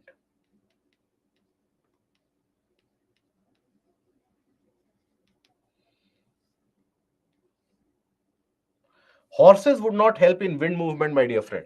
But if you throw, let's say you throw a stone in water, it creates certain ripples. So if you have many of these stones that, or many of these horses that you throw, it will create some ripples. So maybe some impact on the movement itself.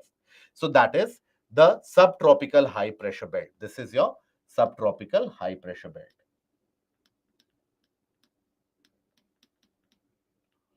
High pressure zone. Yes, the horses cannot swim. It was not to help the horses or to save the horses. It was to kill the horses, because that is how you conserve the resources. Okay. They should have thrown rocks, but where would they get the rocks in the middle of the ocean? How is it that they would have gotten the rocks from in the middle of the ocean? That is why whatever would be available, they would throw it. Okay. So that is basically the condition of the pressure zones. So reflect upon it, think upon it. We take a break, and then after that we come back again and we carry out the aspect. I'll show you what happens in reality. In real world scenario, you don't have the entire region as a uniform pressure belt. In reality, you have pressure pockets. And without going into the modern theory about it, I just want you to understand that what happens in reality, so that you are also aware about it, even though that is not very much relevant for your general studies portion. But still, I want you to be aware that how is it that the pressure patterns behave in the real world scenario, in the summer months, in the winter months. Okay. So why they are called permanent winds? Because they are persistent throughout the year, and they are persistent across the entirety of the planet. So I'll leave you to this particular slide, right? Digest it, and then after the break, you come back and we continue. So we take a break, we come back at 7. Okay, take a break, digest this, and then be back.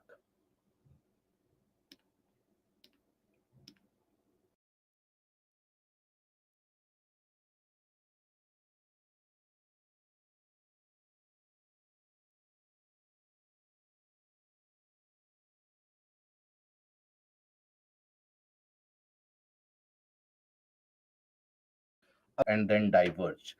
It is not exactly going to touch the ground surface. It is basically because, please understand, on the ground surface also you will have some air which is already existent. It is not as if it is a constant vacuum. So that is where it will add on to the pressure on the ground surface and it will start diverging closer to the ground surface. Okay. But nonetheless, whether even if it touches the ground or not, or at this exact point where the air is sinking, you will not have any kind of horizontal wind movement which you will experience. Okay. Right. So why tilted axis is not considered? Tilted axis is considered, but the thing is that if you consider a long term annual average, then this tilted axis basically averages itself out. That always the polar region, regardless of whether it is the northern portion which is tilted or the southern portion is tilted, over a long period of average of 1 year, you will always have the higher temperature at lower latitude and lower temperature at the higher latitude. So that is why the annual average is considered. And Gulam, vertical and horizontal point. What vertical and horizontal point? Are you talking about the horizontal movement of the wind? So in this particular portion, you don't experience horizontal wind movement. Here you will experience horizontal wind movement. Here you will experience horizontal wind movement. Okay. ITCZ and the doldrums are the same. What are the shrieking 60s and the furious 50s? So basically what you have is that in the when we talk about the westerlies in the southern hemisphere are much more stronger as compared to the northern hemisphere. In the northern hemisphere, because you have significant amount of land mass, there is a greater amount of frictional force as well, so the westerlies are not very strong. But in the southern hemisphere, because it is around the region of the westerlies, the southern hemisphere is completely covered with water, oceanic areas. So that is where the wind movement is very fast. And that is why, as the wind movement is very fast, it creates that particular kind of a sound. So you would also have observed when the wind is very fast, then you have some amount of sound that is created. That is why it is furious 40s and then shrieking 60s and so on. Horse latitude will also be referred to as a horse latitude. The 30 degrees south or the subtropical high pressure in the south will also be referred to as the horse latitude. If wind velocity is high, then how come Coriolis force is high? Because the speed difference will reduce. No, the speed difference, why will it reduce? The speed difference is basically between the different latitudes that we are talking about. So that speed difference will be further exaggerated if you, let's suppose you throw the ball. Now, if you throw the ball with a great velocity, there will be a greater amount of divergence or deviation, because by that point of time, let's say the object would have moved further ahead or would have been left further behind. Okay. And Pooja, there have been certain issues with the change of vendor. That is why, and I would suggest to you that that I have been suggesting from day one itself that you can start studying from the NCRTs itself. NCRTs which are freely available. That is something which will help you. And these will be the basic books for geography. As far as geography is concerned, it will be more than sufficient. Okay, and horses would die after pushing them in sea. Yes, horses would be killed and then would be pushed into the sea. And Gaurav, I don't understand why 60-degree experience low pressure. It is not because of temperature that, see, 60 degrees is a dynamic low pressure. That is because you have air coming from poles, air coming from the tropics. Both of them, when they will collide, they will be pushed up. There is no other aspect or there is no other region where they can go. So as the wind is pushed up, so on the ground surface, what will be the impact of pressure? If there is a rising air, that will always experience a low pressure, isn't it? Why ITCZ is referred to as doldrums? Because it is referred to as a kind of a lack of horizontal wind movement. Whenever you have in this whenever you are in this region, there won't be significant amount of horizontal wind movement. Hence, Okay. The presence of extremely low temperature through the year at polar high pressure. Ragini, that is because the poles are always very cold. Because that is what we have discussed about the angle of insolation. We have discussed about the difference in temperature. So, temperature in the higher latitude is always going to be lower because the solar rays are always going to come at an inclination. You will never have the sun at a vertical condition that you observe in these areas, or let's suppose whichever area that you are living in. So at around 1 o'clock, 12 o'clock, 2 o'clock, you will find that the sun is almost vertically upwards. So if that is when you receive much amount of heat. But in the polar region, the sun is always at a slanting position. Okay. Nazarka dynamic pressure we have covered in the previous session itself. Why horses are thrown? In order to conserve the resources, horses used to be thrown, not now. We are talking about the earlier times when the ships would be moving only by the aid of the wind movement. Now you have the ships being able to move through the various different aspects, such as, let's say, the diesel propelled engines, or let's suppose in certain cases nuclear powered engines. Earlier you did not have those facilities and those technologies, so they would completely be reliant upon the wind movement. And when you did not have enough wind, the resources would start getting emptied, and more significantly, water would be a very scarce resource. So that is why, the in order to conserve them, and also when you throw the horses, it would create some amount of ripple in the water, some amount of disturbance in the water, and with that the ships would end up moving ever so slightly. So if there is a slight movement, maybe the further movement will be carried out by very slow moving air, etc. So that would aid in the movement. Okay. High pressure at the tropics are due to the sinking air. Yes. No, Chitranshu, no such name. Offshore and onshore, they don't affect the Hadley circulation. It is these trade winds, westerlies, etc. They will be offshore in certain areas, they will be onshore in certain other regions. What are the objects in Coriolis force? The wind, for example, wind movement, oceanic circulation, airplanes when they move, missile movements, rocket movements, any of these you consider that as objects. Mahesha, 30-degree, why high pressure? This also there is sunlight. Because it is not a thermal high pressure, it is a dynamic high pressure. So at 30-degree, it is not a high pressure because of low temperature. It is because the air is sinking. So despite the high temperature, because the air is sinking, so when the air is sinking on the ground, it will always increase the atmospheric pressure on the ground. Okay. Now, when we talk about the real terms and the practical scenario that you experience on the ground, so on the ground you will never experience a continuation or a continuous presence of this low pressure belt or a high pressure belt spreading just like what you see in the image. In reality, what you have is you have certain pockets where there is heating and creation of equatorial low, and certain pockets where there is a sinking of air and creation of a subtropical high pressure belt. So that is where, if you observe these pressure zones, rather than pressure belts, you have the creation of a pressure zone. So observe here, you'll find the low pressure here. This is the ITCZ. Now this is in the month of January. So January means it is summer in the southern hemisphere, right? Southern hemisphere experiences summer. So there will be greater heating of the southern hemisphere.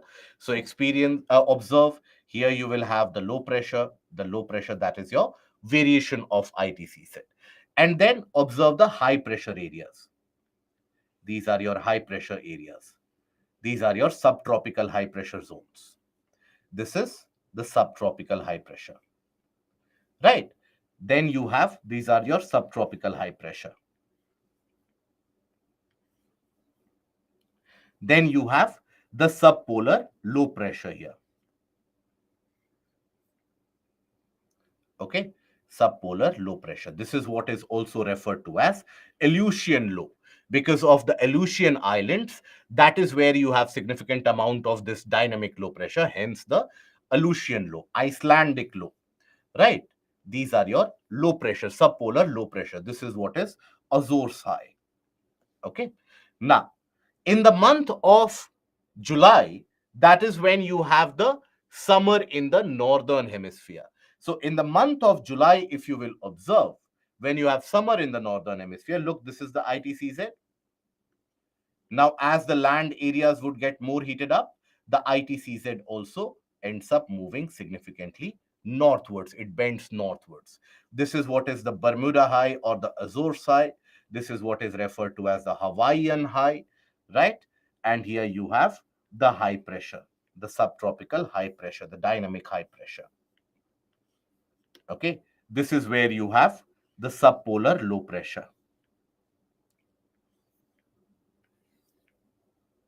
Okay, so this is basically how the pressure zones actually are present, and how this is where you will have the wind movement.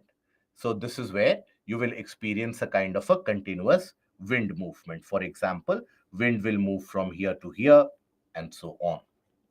Okay, so that is what drives the various different types of wind movement and wind patterns. Now we come to the portion of local winds. So we have earlier seen that, or we have just now seen the presence of permanent winds. And they are referred to as permanent winds because throughout the year, these winds basically they end up moving, and these winds cover the entirety of the planet. So when we talk about the permanent winds, why are they referred to as permanent? Is because of these two factors: move throughout the year or move across the planet,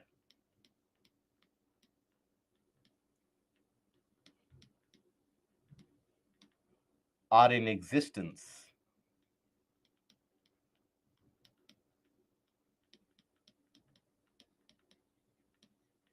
throughout the year.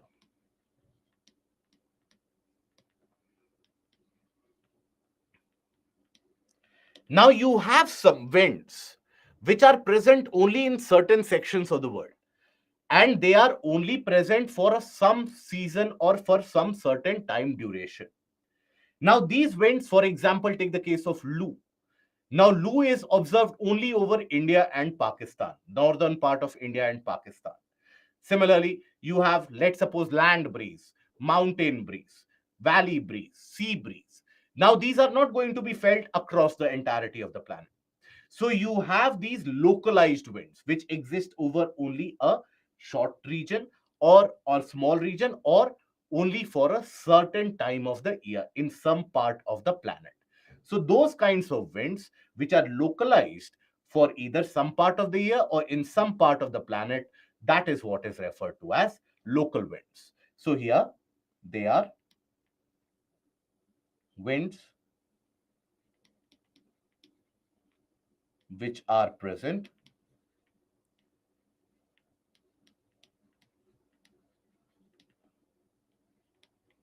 for a certain specific season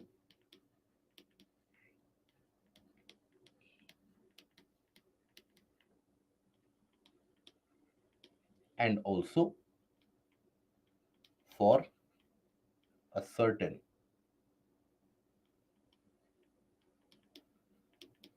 area.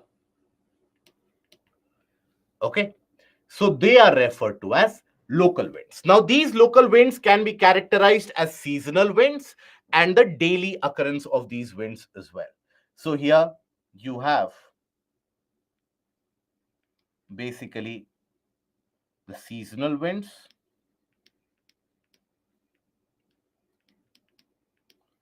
and you have daily winds.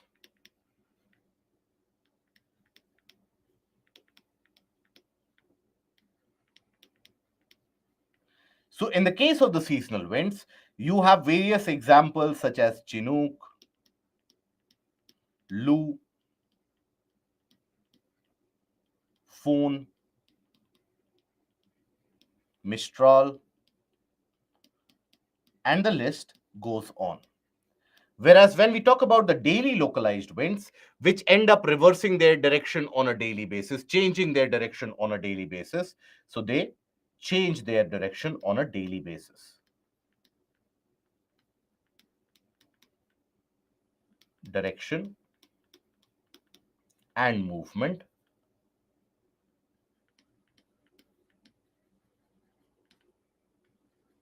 on a daily basis. So that is where you can have the example of land and sea breeze,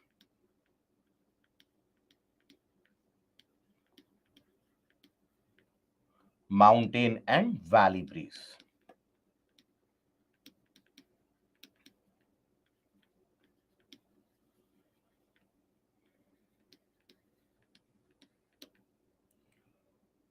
Okay, so that is basically these daily localized winds. So let us take a look at each one of them. We'll start with these daily localized winds, and we start with the aspect of the land and sea breeze. Now these are basically experienced only over a short area of the coastline. Overall, if you take a look at it, the entire span of these winds, they will be not more than 50 kilometers. So that means a very short and a small area. Now, why do they get created? They get created because of the pressure difference which exists due to the variation in temperature. So get created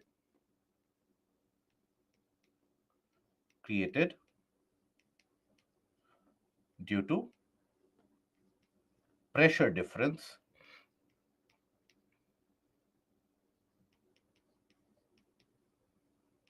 impacted by temperature.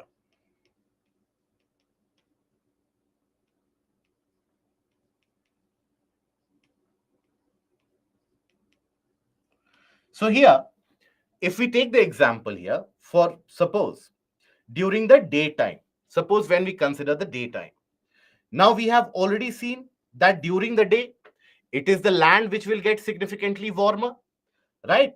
Sea is comparatively cooler as compared to the land during the day.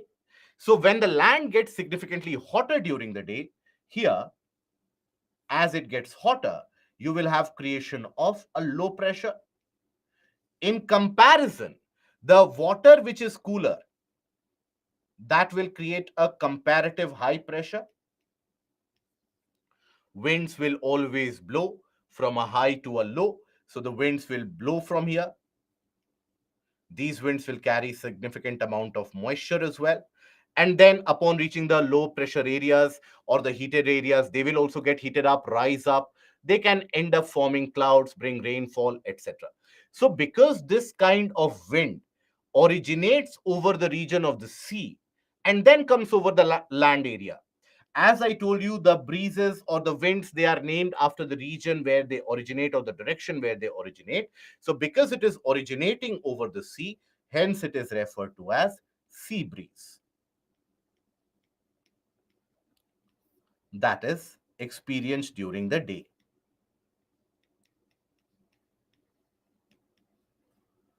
Experienced during day.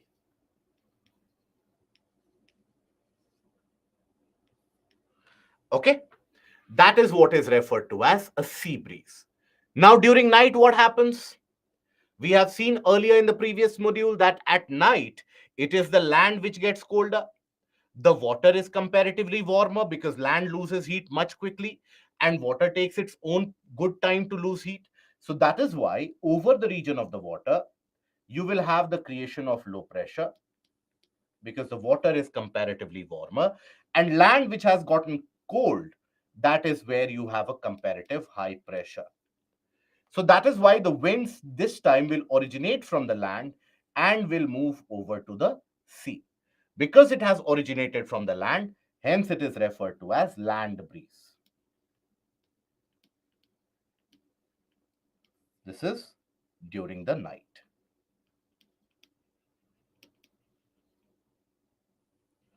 Now, because this happens on a daily basis, on an everyday basis, that is why you will experience that there is a moderation in temperature every day during the daytime. That is why whenever you go to the coastal area, if you live in a coastal area, then you would experience it on a daily basis. But across the coastal area, when you go during the day, you will experience very cool breeze coming from the sea to the land.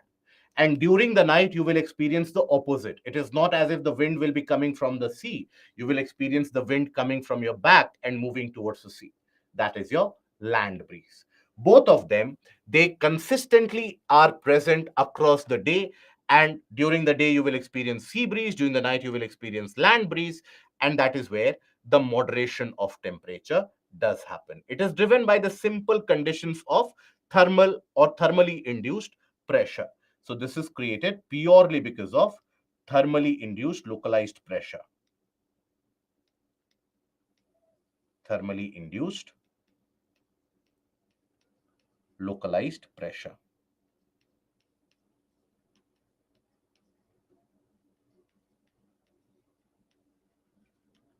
Okay, that is your land and sea breeze.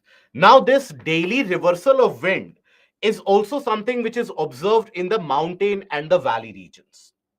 And that is because of the differential amount of heating and cooling which happens. And that creates various different conditions of pressure as well. For example, when we consider the region of a mountain or a hill in general, now during the day, we do know that when we talk about during the day, now during the day, we do know that the amount of insolation is much higher as you go higher up in altitude. So the amount of insolation is higher. That creates a low pressure, significant heating. So that induces a kind of a low pressure here.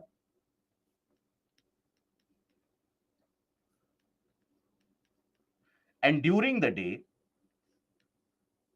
in comparison, the amount of insolation received on the ground is comparatively lesser as compared to that of a higher altitude.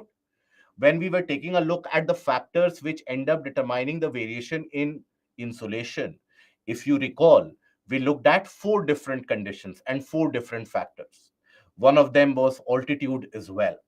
So that altitude ends up impacting the amount of insolation. So at the ground surface, at the sea level, you have lesser insolation. At a greater altitude, you have higher insolation.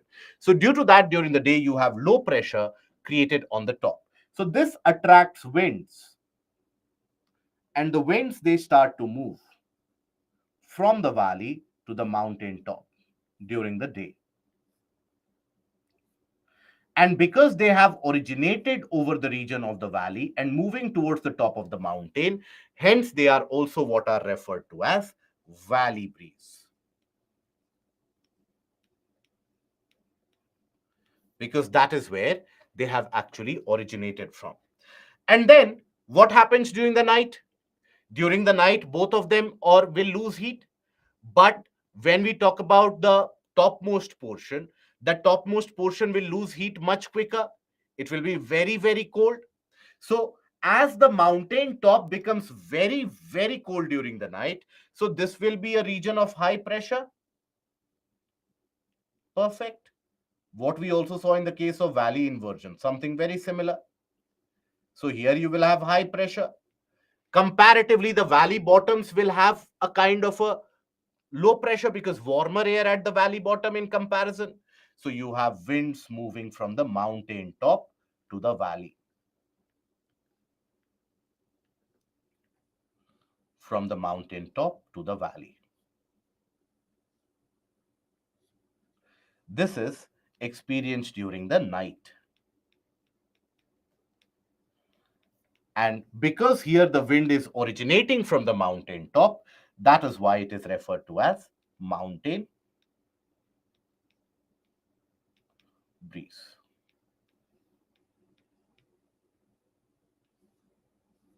That is what we have as the mountain breeze. Okay. Garvit, in temperature inversion chapter, you said in bracket, as far as I remember, mountain top is cooler because, so in the temperature inversion chapter, if you recall correctly, remember the case of valley inversion, and I have told you that it happens during the night. I have never said that the valley inversion is prevalent throughout the day. If you look at even the annotations of the PPT, I've written there that it happens during the night because it is at night when the mountain top loses heat very quickly. And that is when it becomes very cold and it ends up creating a kind of a high pressure. And that is why during the night you have the mountain breeze, whereas during the day you have the creation of a valley breeze. Now we come over to the seasonal winds, the seasonal localized winds. So we start with our very own, that is Lu. Lu is something which is experienced in the region of Pakistan, in the region of northern portion of India. So that is above the region of Tropic of Cancer. Now, these are the localized winds which are created because of extreme heating of land throughout the summer season and during the summer season. When the land gets significantly heated up, there is creation of localized areas of low pressure. So this attracts winds, and the winds generally they move from the region of Pakistan. And after they cross the Thar desert in Rajasthan, these winds they become very dry and further warmer. But because there is a low pressure created, these winds further end up moving across the region of the northern plains. And when they move generally in the later part of afternoon, they will always end up raising the temperature.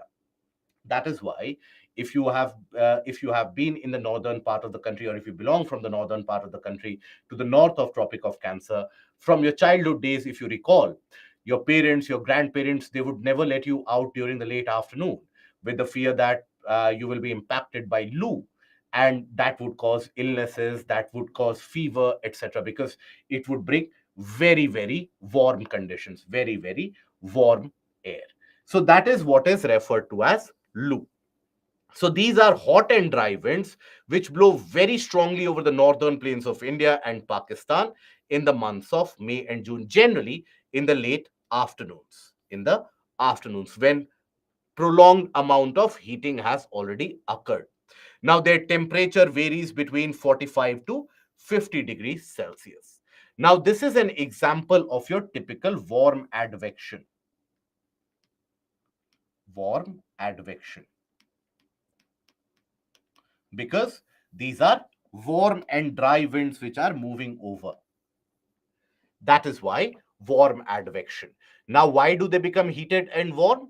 As they move over the region of the Thar Desert, that is when they get significant. Every year, many people, hundreds of people across our country and across the entirety of the subcontinent, they are impacted by this Lu. Few of them, they also unfortunately end up losing their lives because of sudden rise in temperature. You get stuck by heat wave of sorts and your body gets dehydrated, and that is when few of the people they succumb to their illnesses. But nonetheless, this creates a higher temperature. Now, then we have a localized wind which tends to move in the region of North America, western coast of North America in particular, where you have the Rocky Mountains. And that is what we refer to as Chinook. Okay. So when we talk about Chinook, Chinook is the name associated with, you would have heard about Chinook as well. Chinook is the name that associated with helicopter. But what is the helicopter named after?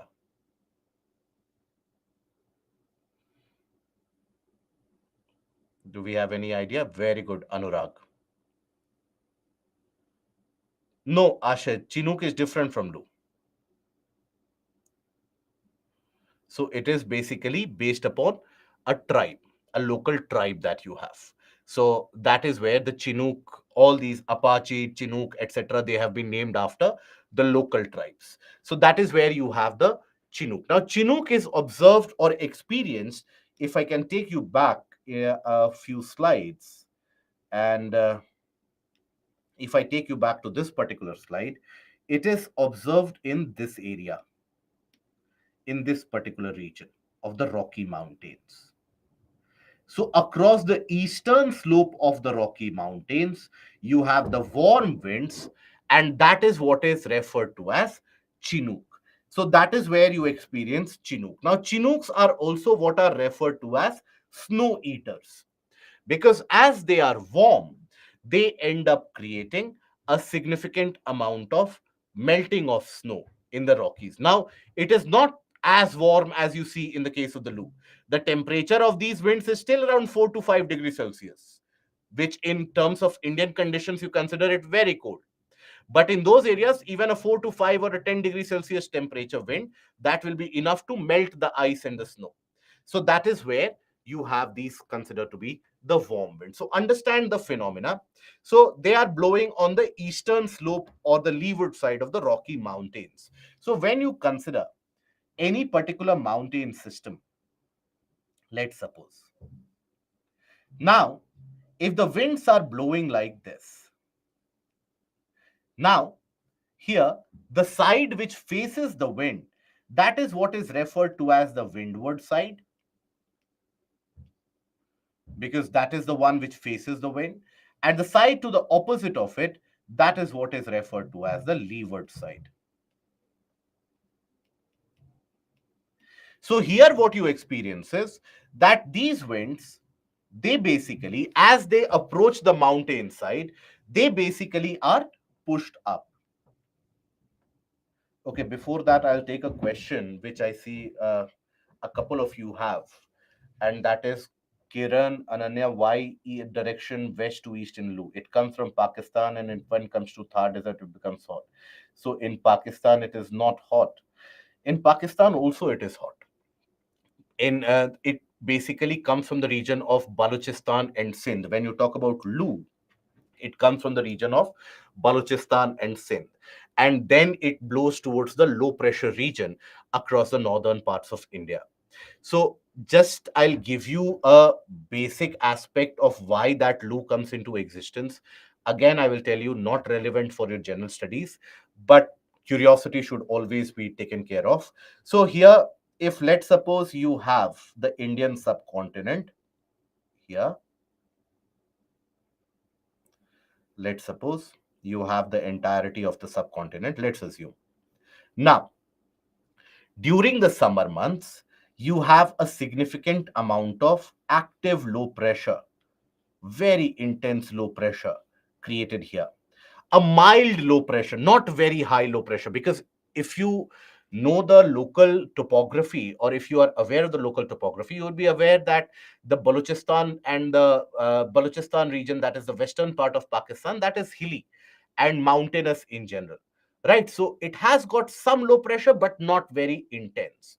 So in this area, you have a comparative high pressure because of the mountainous terrain which is prevalent. Okay. Now, here, that basically, this also region gets hot. This is a desertified area as well. So sometimes you have the winds coming from the region of Arabian Sea, and they provide the excess surplus of wind in this region, or surplus of air molecules in this region. Now, here, once the winds become surplus in nature, the air molecules become surplus in nature, they will take a look at where the low pressure is. Now, during the summer, in the northern plains, the temperature is what? Easily between 45 to 50 degrees Celsius in most of the areas.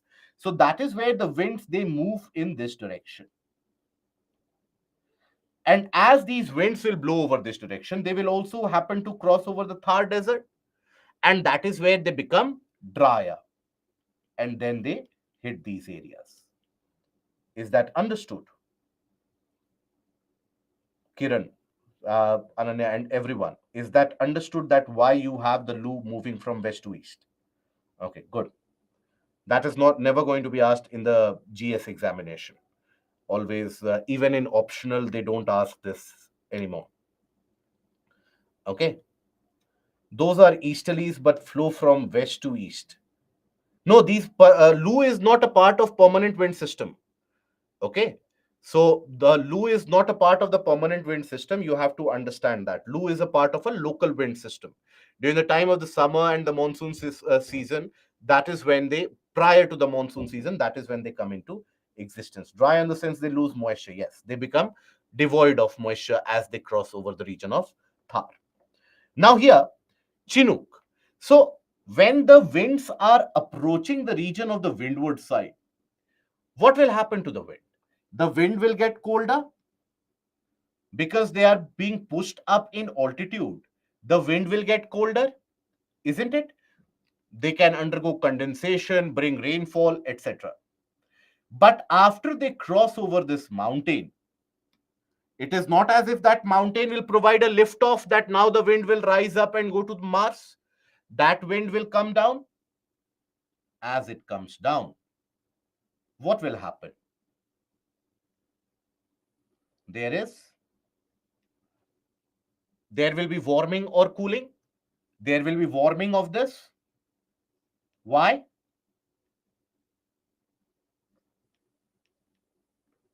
Gets warmer. Why? Because of adiabatic compression. Adiabatic compression. Okay. So that is where the temperature rises. As the temperature rises enough to melt the snow.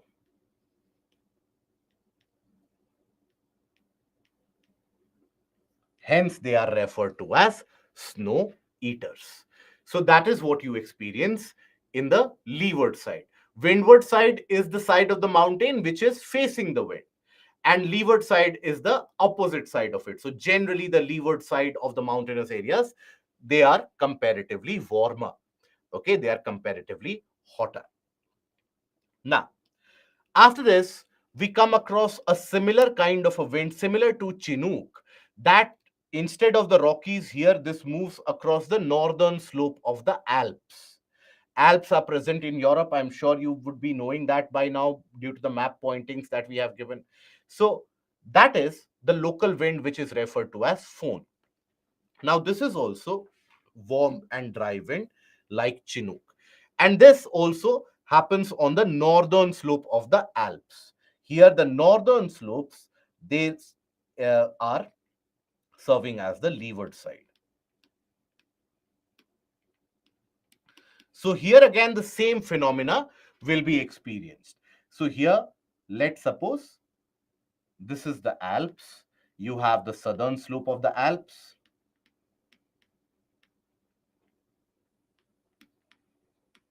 And the northern slope of the Alps.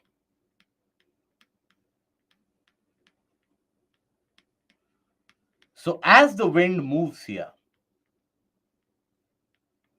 the wind will be pushed up, will get colder. And why it will get colder? Because of adiabatic expansion in general. And then eventually, as the winds, they are pushed down, they move into the region of greater air density, the air gets naturally compressed. And that is when, as they get compressed, they will get warmer. So this is where you have warmer winds. Warmer winds because of adiabatic compression.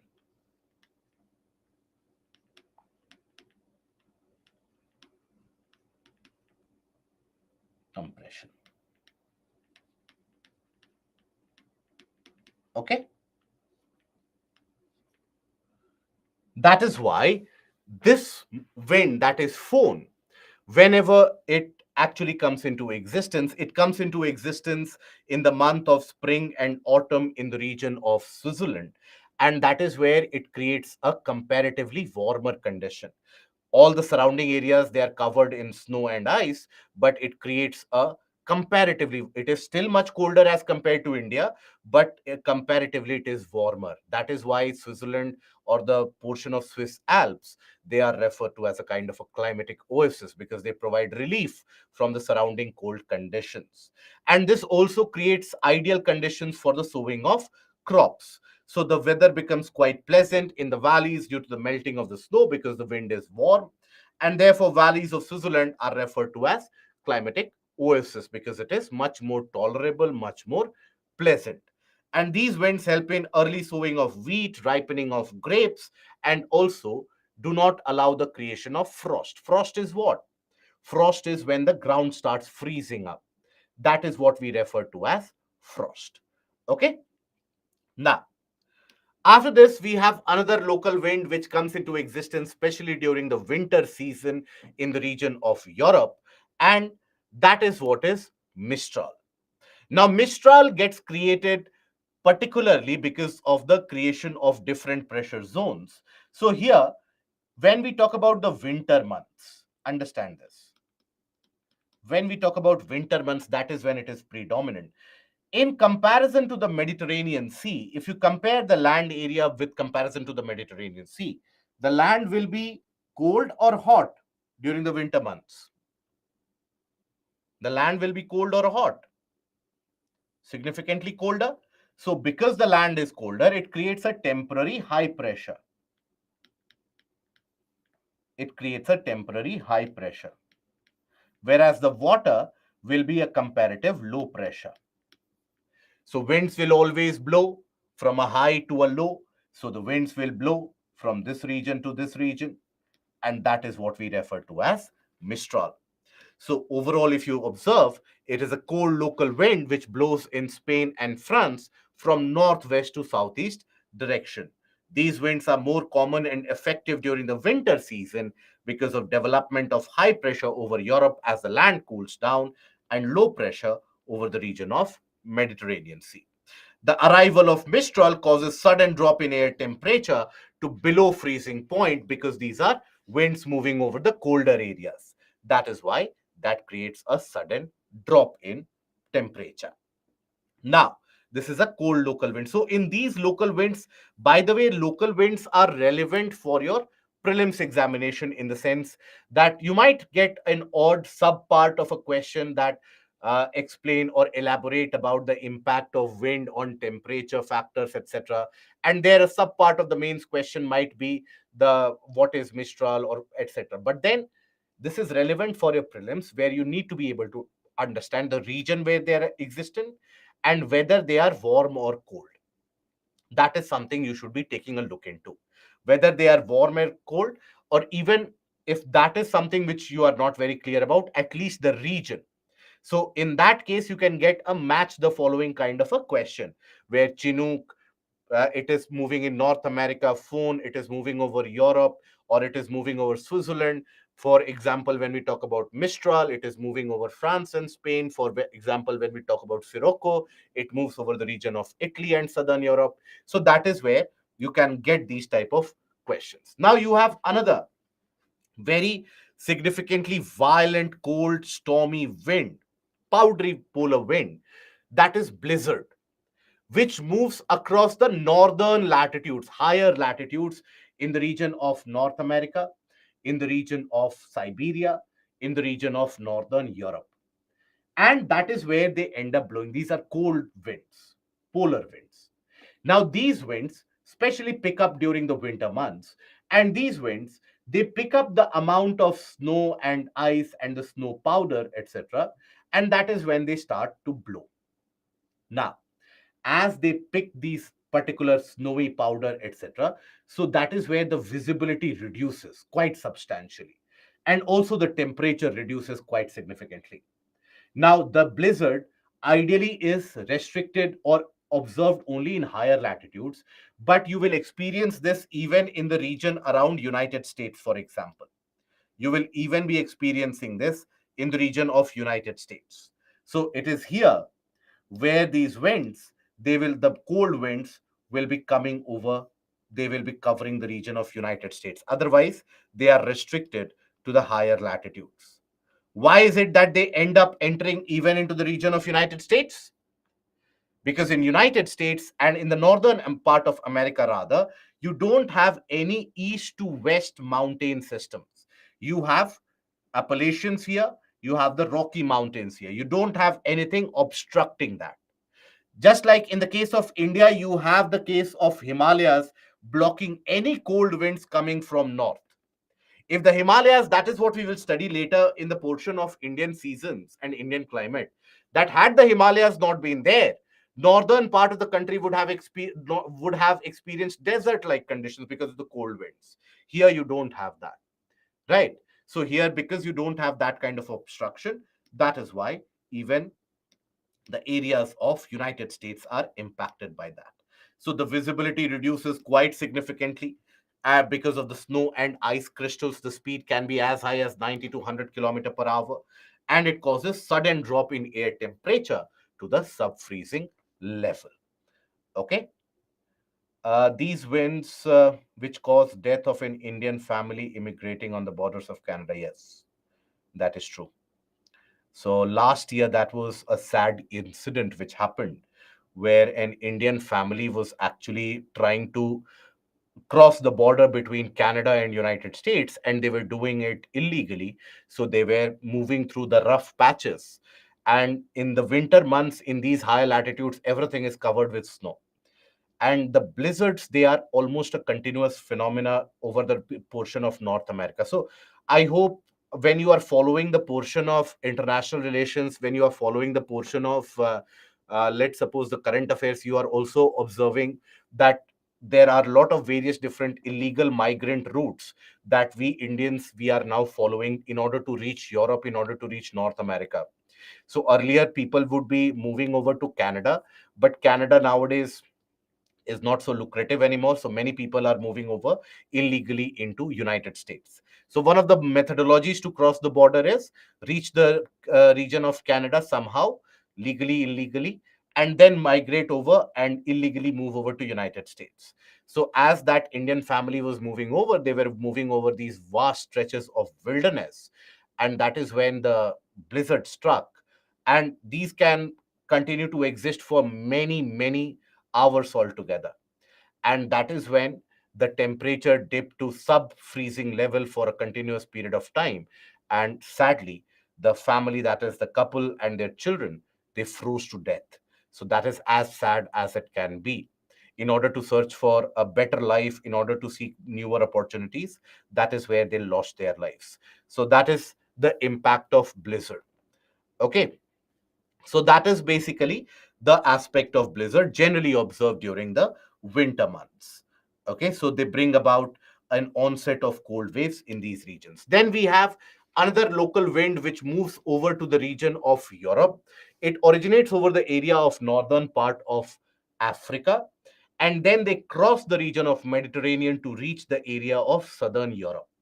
Now, once the winds are originating over the region of Africa, over the area of the Sahara, they pick up the reddish sand which is present there.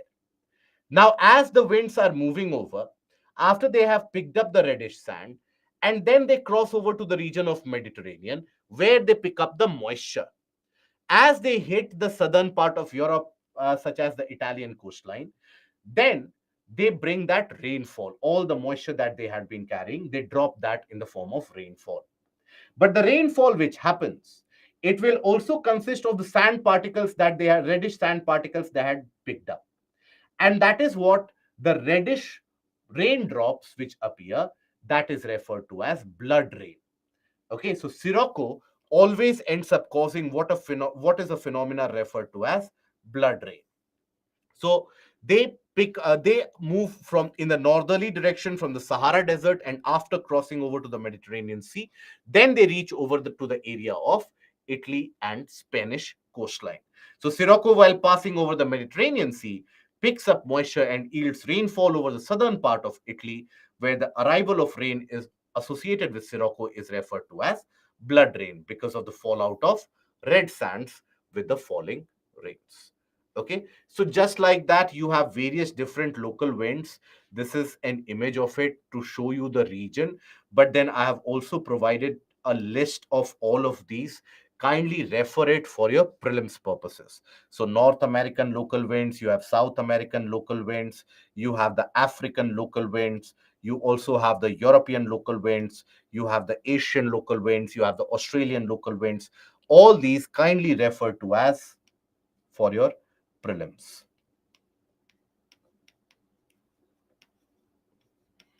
Okay, please don't invest a lot of time into this. Please don't put in a lot of time and energy, because maybe every 2 to 3 years UPSC will ask this type of a question. Spend much more energy on the portion of understanding the local wind phenomena, the land, sea, mountain, sea, valley breeze, and the permanent wind systems, the pressure belts. That is where you need to invest a lot of energy. That is where you need to be revising significantly and much more frequently.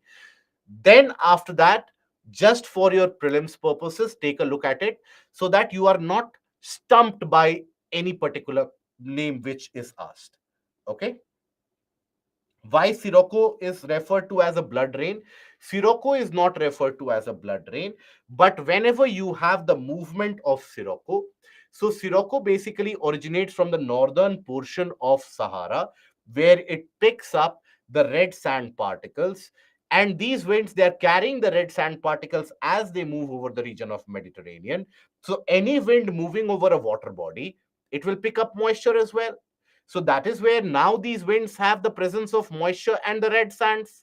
So when they will cause rainfall, that reddish sand along with the vapor will be received as rainfall. That is why the water droplets appear to be red, and hence that phenomena is referred to as blood rain. So Sirocco causes blood rain. Sirocco is not referred to as blood rain. Okay. Why Chinook are dry winds? Because dry winds, because whenever you have a wind coming down the mountain slope, as the wind moves up to the mountain slope, on one side they will cause rainfall. As they are pushed down the mountain slope, that is where the temperature increases. As the temperature increases, they will never cause rainfall. For rainfall to happen, as we will study in this particular chapter, for any rainfall to happen, you need the cooling to happen, because it is with that cooling that you come across the factor of condensation, because warming will never cause condensation. When that cooling will happen, that will cause condensation, that will form clouds, that will bring rainfall. So as the winds, they get warmer, they become drier, and that is where they melt the snow as well. Okay. Climatology is more conceptual than much more conceptual. Geomorphology is much more straightforward. Okay. And can we say negative lapse rate in stratosphere as a thermal inversion? Yes, sometimes it is referred to as a mechanical thermal inversion or a mechanical permanent thermal inversion because of the negative lapse rate. Okay. Does ocean current affect local or seasonal winds? Sometimes in certain areas. For example, if you talk about the eastern coast of United States, because of creation of a cold wall, which happens as the Labrador current, in some proportion it perpetuates to the lower latitudes. So that also creates a kind of a localized wind. Sinking air will always create high pressure, yes. And is Chinook favorable for agriculture? Not so much, but because it will melt the snow, so as compared to the earlier, yes. Okay. So now we come over to the portion of, I didn't understand soil concept. Soil we have not covered till now. Which portion of soil you have not understood? Blood rain is observed in the region of Italy. Apart from Lu, India always face permanent winds. Variation of permanent winds, yes. Sinking air creates high temperature? No, not always. Climatology is very difficult portion of geography. I differ in that aspect. I differ in opinion in that aspect, because see, difficulty can be gauged by those portions. So you can have different approaches. Many of us, we have the understanding that something that you can rectify easily, that is easy. But I hold the opinion that those areas which you don't need to learn, they are the easiest portion in your civil services preparation. Climatology is one of those areas where there is no need to rectification and no need to by heart or rote learn anything. If you understand the basic concepts of temperature, pressure, entirety of climatology can be understood with these basic concepts itself. In the case of geomorphology, you might need to understand the landforms, etc. You might need to learn them. But in climatology, if you're these basic concepts, what we have covered in the early two modules of climatology, if those basic concepts are clear, you will never face any problem. If regardless of the type of question that UPSC throws at you, you will be able to take it up very easily. Okay, so here the crux is to understand the concepts rather than trying to rote learn everything and trying to retain everything. If you try to do that, then it will be the toughest portion, not only in geography, but in the entirety of your preparation. You will find that learning the dance forms in art and culture to be easier than learning the various wind pattern, etc. If you're trying to learn it, if you're trying to understand it, then it is a kind of a very simple aspect. Is blood rain observed in India? No. Sakshi, what particular portion of soil you have not understood that you were talking 1 minute before now? Kindly be more specific. Kindly be more specific. Which portion you have not understood? Enum, what are occluded fronts? Enum, then enlighten the class about what do we mean by fronts, first of all. So once we have not covered that particular topic, if I start explaining occluded fronts, what will the rest of the session do? And then if I ask you certain questions about cold and warm front, will you be comfortable with that? So wait for some time, my dear friend. I'll talk about the occluded front. I will talk about the warm front, stationary front. I will talk about the stages of temperate cyclone. Just hold your horses. Have some patience. Sirocco. Okay, that is the issue. Okay. So I guess any issue with Sirocco is primarily because of an inability to imagine the aspect of world map. That is what I had been trying to instigate. So this is where Sirocco is in existence. This is your portion of Africa. So as the Sirocco originates from here, it will pick up red sand, because I hope we are aware that this portion of Africa is a desert. This portion also consists of significant amount of red sands. And this is a region which is dominated by features what are referred to as regs and hamadas. So as you have this wind which moves from here, it will pick up these red sand particles. So let me do one thing. Let's suppose this is the land, or let me use a different color altogether. Let's suppose this is the land of Africa, followed by the Mediterranean Sea, followed by southern part of Europe. So as the wind moves from here, it will pick up these reddish sand particles along with that. We have seen in the portion of landforms and wind erosion and wind landforms. So as this reddish wind then moves over to the region of the Mediterranean Sea, it will pick up some amount of moisture as well. So now this wind has got reddish particles along with lot of moisture. So when they will cause or form clouds and bring rainfall here, so these red sands that it had picked up along with the moisture, that is something which will be received. So this is what is referred to as blood rain.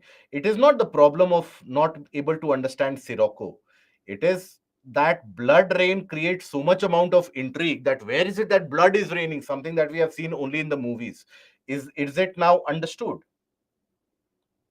Is it now understood? Or is it still the factor of blood which is creating that kind of intrigue? Okay, understood? Good. Why sand is red? Because of the presence of iron particles. Because it is rich in iron particles. That is why. That has got nothing to do with the horror movies that you have been seeing from the childhood days. It is a very natural phenomenon. Okay. Mistral region is the region of Spain and France. Okay. This rain is harmful or not? Wherever you have the sand particles falling with the rainfall, obviously it will cause corrosion in the various monuments as well. It will have certain impacts there as well. Shubham, what you are saying in the portion of Kerala, that is very much associated with the aspect of acid rain. Okay, where you had the dry deposits of acid. Okay, I hope that is understood. Bloods, or rather wind blowing downward down the slope of mountains, create high or low pressure. It create a high or low temperature. It creates a higher temperature. Can we move ahead, guys? Okay. Why the Sahara Desert is so large? That is because it is an entire region of subtropical high, and there the wind pattern that you will see is offshore. The trade winds are offshore. That is why it creates the dry condition. If ever you are interested to know more about Sahara Desert, always understand that Sahara was a region covered in rainforests. A few thousand years back, a few million years back, Sahara was not always a desert. Sahara has become a desert very recently. I mean, when I say, again, let me put it in perspective. When I say very recently, does not mean a few years. That means a few thousands of years ago, Sahara has become a desert.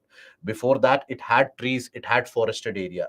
But when Africa was still significantly to the south, Sahara would receive significant amount of rainfall. Many areas would be covered underwater. That is the reason why you have the regions such as Libya, Algeria, etc., still having significant amount of oil reserves. That is the reason why you have many areas having red sand because of the iron which would be present there. Okay. Powdery means powdery. I hope we understand powdery, where you have very fine particles, small particles, that is represented by the powdery. Polar here refers to something which originates from polar region. Okay. Now, coming to the portion of humidity and precipitation. So when we talk about humidity and precipitation, this is going to be relevant both for your prelims as well as for your mains exam. In the case of your prelims, even though UPSC has not asked this for some time, but you never know, the pattern is changing. So basically, you will observe here questions about basic difference in humidity types,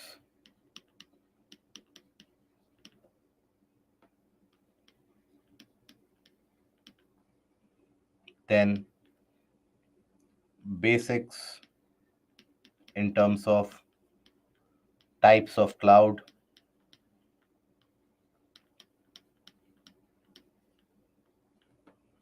types of fog,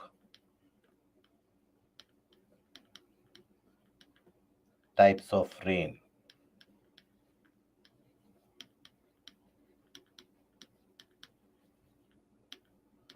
Then in the mains exam, that is where you have conceptual questions asked from this particular portion about. Here you also had a question which was asked once about thunder and lightning. In the mains exam, you get questions about types of rain,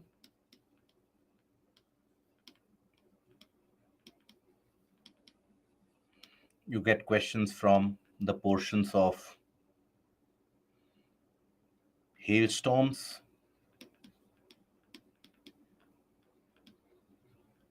cloudbursts,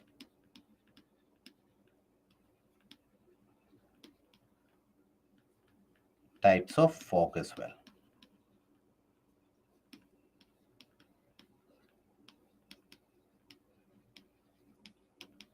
So these are the basic areas where we will put all our attention and focus upon. When it comes to the different types of, let's say, humidity, etc., these are very simple ones where we just need to understand how the humidity is basically measured, how that humidity is observed. That is all that we need to be focusing upon. And then we will be talking about how is it that the cloud gets created. Right, we will talk, we'll not go into the names of the various different theories. I don't want you to get confused in that. We will be talking about how is it that the clouds get created, what is dew and dew point temperature. There again you can get a prelims question about. Okay, so dew and dew point.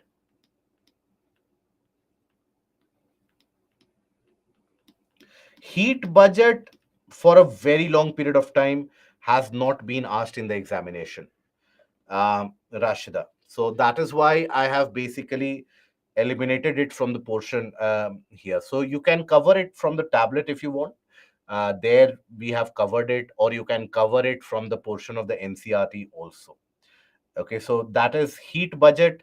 UPSC has not been asking it for a very long time because It is something which UPSC has asked in the optional area of geography, but then here in GS it is not asking because it is straightforward. It is very simple and straightforward. Okay.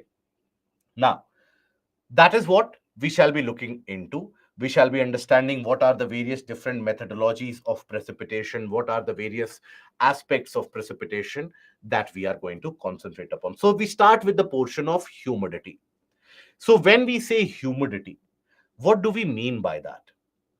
Now, by the way, guys, before I forget, all of you who are present here, for tomorrow, I want you to do a basic homework on one of the topics, and that is latent heat.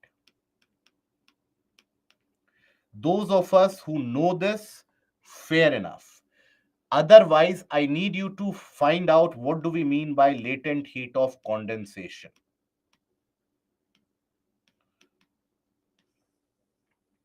I need you to have an understanding of this. This is something that you study in your class 8th or 9th standard, if I'm not mistaken. I hope and I expect this much basic amount of homework and prior work from you before you come to the session. Okay.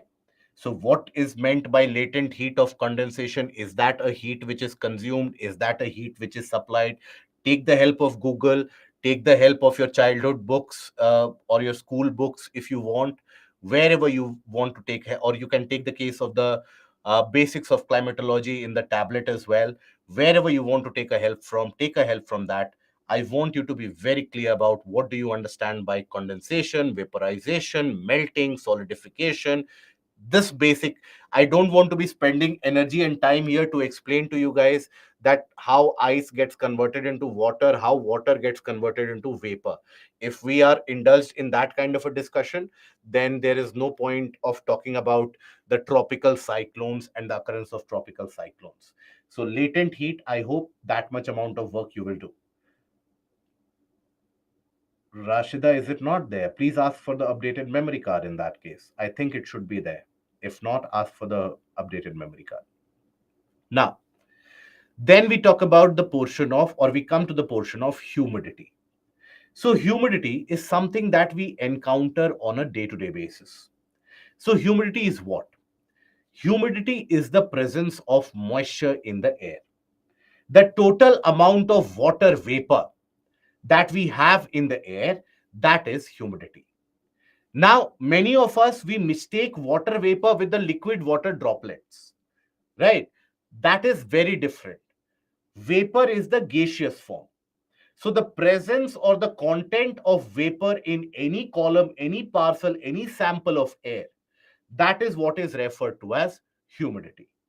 Now, here, when we talk about humidity, basically, always I want you to approach it from the very basic. Whenever you have a confusion, approach it from the very basics. So, for example, if you consider any color sample of air, now this will have air particles, gaseous molecules in between amongst themselves. Various different gaseous molecules, various different dust particles will be included here. Now, in this case, you have liquid water droplets, or rather, not liquid water droplets, but gaseous vapor particles. Pardon me for that. So, you have gaseous vapor particles which are trapped or which are contained in the air. So the content or the amount of these particles, these vapor particles in the air parcel, that is what is referred to as humidity. Okay. So refers to the amount of water vapor present in a parcel of air having definite volume and temperature. So we experience this. For example, any of the times when you have basically visited, let's say, a region, let's say Chennai or Kolkata for that matter, or Mumbai, or maybe Goa. Now, you would have experienced that despite the heat which is present, you start perspiring, you start sweating, but that sweat doesn't evaporate. And that makes you feel very uncomfortable. Why is that? That is because there is already so much amount of water vapor present in the air. The air doesn't have the capacity to take in more water vapor.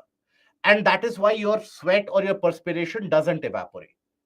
Conversely, if you go to, let's say, Jaisalmer, or even for that matter, Delhi during the summer season, now in those areas, the temperature is higher than what you experience in Chennai or Kolkata or a Mumbai or a Goa, but the amount of discomfort is not very high. Why? Because there, when you perspire or when you sweat, the air around is so very dry that there is evaporation of that sweat particles. And whenever evaporation happens, there is a cooling. So that is why your body is able to adapt. But then, in these coastal areas, because the moisture level is so high, the humidity level is so high, that it doesn't have the capacity to take in any more amount of vapor. So that is why you continue to sweat profusely. There is no cooling in your body temperature rises up, and after a point of time you feel dehydrated. Okay, so that is the aspect of humidity that we encounter in our day to day lives. But when this moisture content is very very low, for example, uh, the region which got significantly highlighted even in national headlines was basically the region of Bangalore. Now, Bangalore during the months of April and May, even late March, April, and May, the wind movement is so very strong. Now, that takes all the moisture away.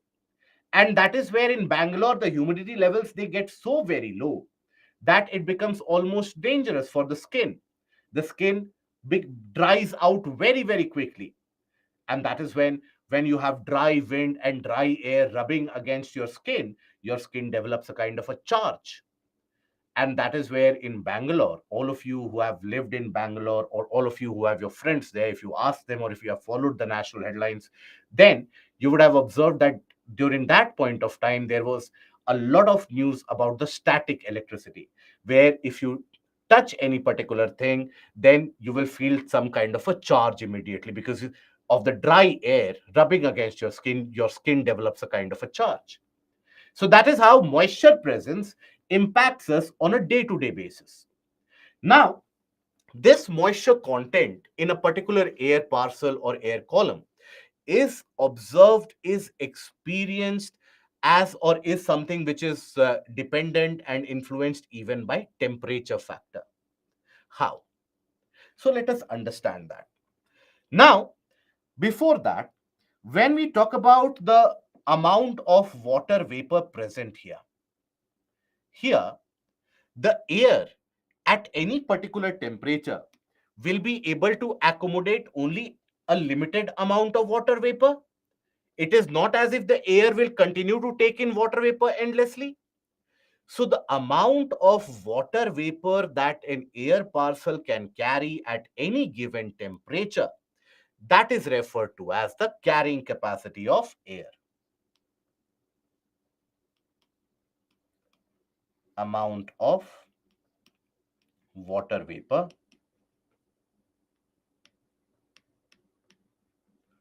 that an air parcel or an air sample can accommodate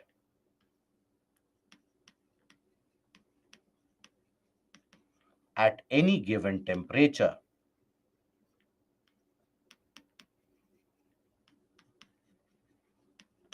That is what is regarded as carrying capacity of air.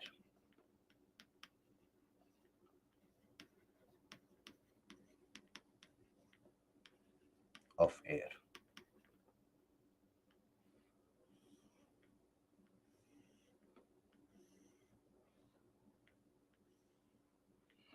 Okay.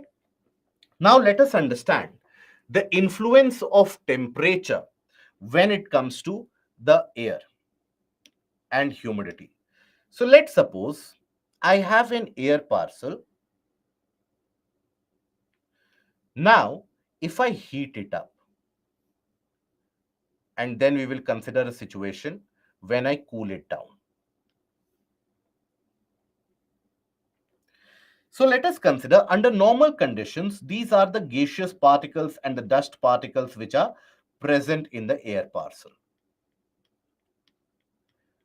So water vapor will be accommodated where? In between them.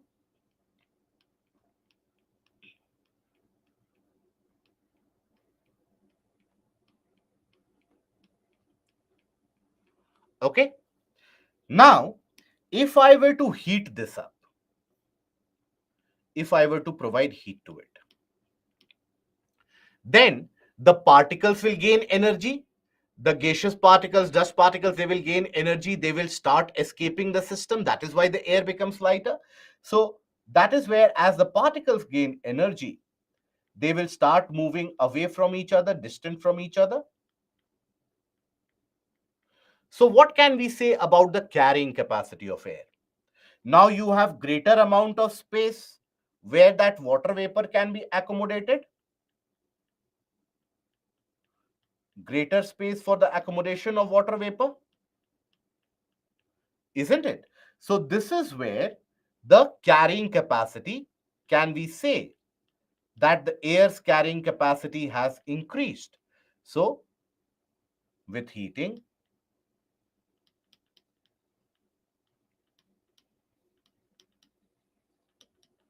carrying capacity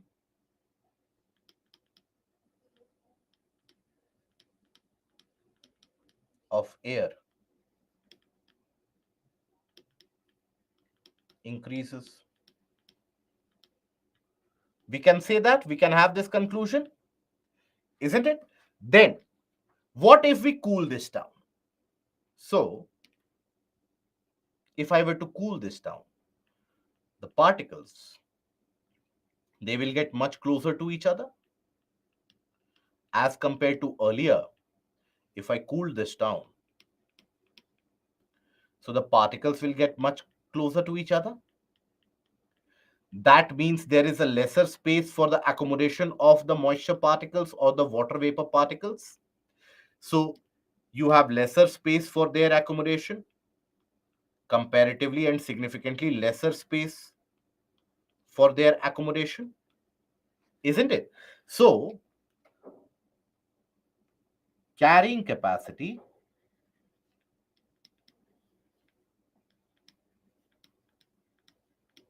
reduces as there is a drop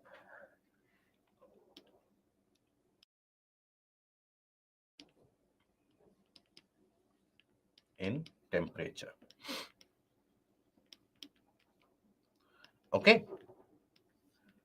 Now, whatever the air was carrying as the water vapor particles earlier, now here the carrying capacity is reduced. So the air cannot accommodate that much amount of air particles. Let's assume it was carrying 10 grams of air, of moisture earlier.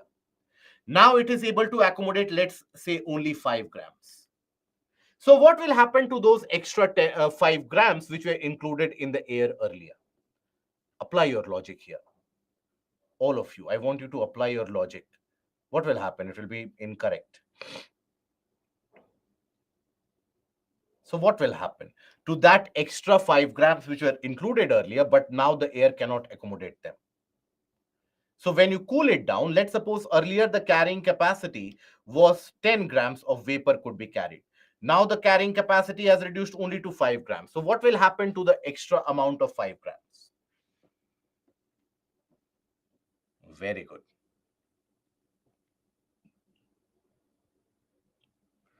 Even if they will merge, how will you remove the weight of it? They will condense. The extra 5 grams which were there, they will begin to condense. We'll talk about it later on as well. So here, water carrying capacity of an air parcel varies with the temperature of air. A warmer air parcel can hold more amount of vapor as compared to the colder air parcel. That is why when you increase the temperature of air, its moisture carrying capacity increases, And when you decrease the temperature of air, its moisture carrying capacity will always reduce. So increase in temperature, I will write it again. Increase in temperature increases the moisture carrying capacity,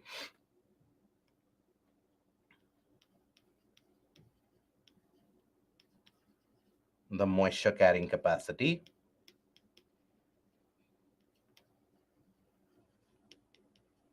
and the opposite of it also happens. Okay, till this portion, I hope it is understood. Okay, the number of molecules in a parcel of air will be the same. No, when you heat it up, the in that parcel or in that volume, many of the particles will escape that system. Few of the particles which were earlier present, they were escape or they would escape that system. So you have lesser number of particles in that. Okay, right? Means hot air contain high moisture content? No. Means hot air can contain high amount of moisture content. Okay. That means colder regions will have humidity will be present everywhere. The amount of humidity will vary. Okay. How, sir, heated air have carrying capacity? So heated air, basically the gaseous particles will end up moving away. So that is why you have a lot greater amount of spacing, and that is where you can accommodate much more amount of water vapor. The extra 5 gram Nagentron, the extra 5 grams which will be there, that will condense. Earlier you had 10 gram, because of cooling, it can accommodate only 5 grams. So the extra 5 grams that you had, they will condense. Okay. So that is the aspect of humidity and temperature. We'll talk more about it in terms of the aspects of various different types of humidity as well. We'll talk about it tomorrow. Before that, since many of you had raised the issue of discussion of these questions. So, by the way, how many of you have taken a look at these questions? I understand that many of you are completely dependent that when it will be discussed in the class, only then I will take a look into that. Otherwise, I am happy in my life. Map pointing I'll give you tomorrow. But I'd asked you to take a look at these particular questions. Yeah, I understand many of you have not seen. Right. Yeah, few of you have submitted for evaluation as well. So I I I had asked you that if you had any doubts in these set of questions, that is what we will discuss. So after heating of the air, will the evaporation happen? Yes, it can happen. Evaporation happens on the ground surface. In the air also it can happen. We'll talk about it tomorrow then. So here, let me tell you what is required to be written in these particular questions. So explain the formation of thousands of islands in Indonesian and Philippine archipelagos. Why is it that we have thousands of islands in the Indonesian and Philippine archipelagos?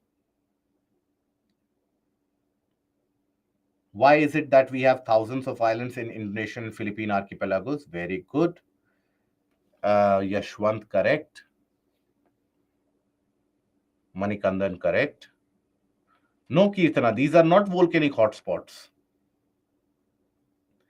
This is because in this area you have oceanic convergence. Islands are created always in the case of oceanic convergence.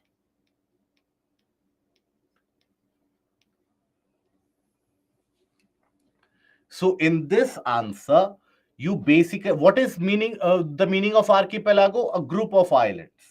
So in this particular answer, you had to bring to the equation that it is an area where you have the Pacific plate, which is undergoing subduction in the underneath the Philippine Sea plate and the Caroline Sea plate, and that is why you have significant amount of volcanic eruptions happening in this area, and that is why you have the creation of these active volcanoes, seismically active regions, and also creation of these chain of islands. Okay, so that is all that is required to be written. So in this, you have to indicate a rough map. You have to indicate the schematics of what happens in the case of oceanic convergence, the one that we had discussed. Okay, right? Now, could this answer be written by this much classes? Absolutely yes.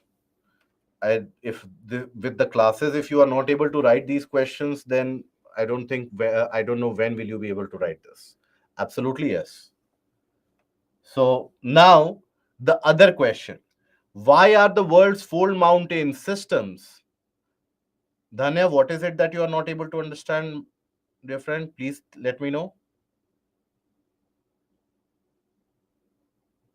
Convergence and subduction doesn't mean the same. No.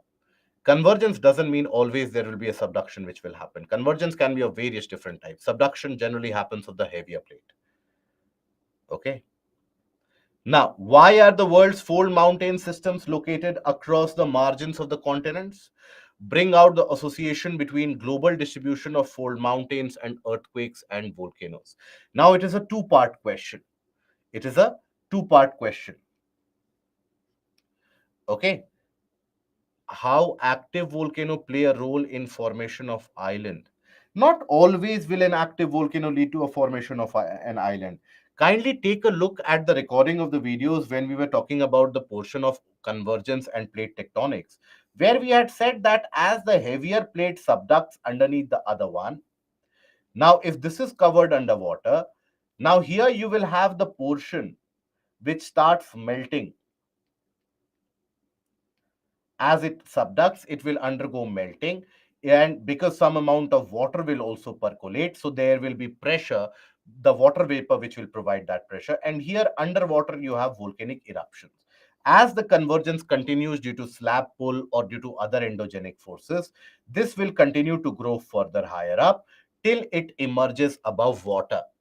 And that is what is an island, isn't it? What is an island? Island is a land area which is surrounded by water from all sides. So that creates a kind of a volcanic island. Why does it happen in a group? That is because, is that convergence happening only in one point?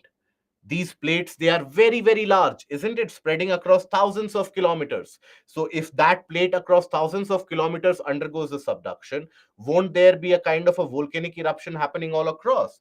If I have to represent this with a kind of an image format, can I represent it somewhat like this, that this entire region is undergoing subduction? It is undergoing subduction across, let's suppose, this entire stretch. Can I say this? That it is undergoing subduction underneath the entire stretch here. And in this entire region, as this subduction will happen, it will start melting here. The materials will then start to rise up. So across this entire area, won't we experience significant amount of volcanic eruption to happen? Is that understood now?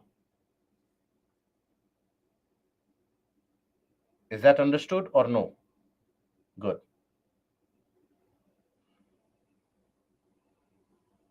Yes, these questions are there in the weekly test also. Why are the world's fold mountain systems located across the margin of the continents? Which fold mountain systems are we talking about here? We are talking about the region of the Rockies, the region of the Andes, the region of the Atlas.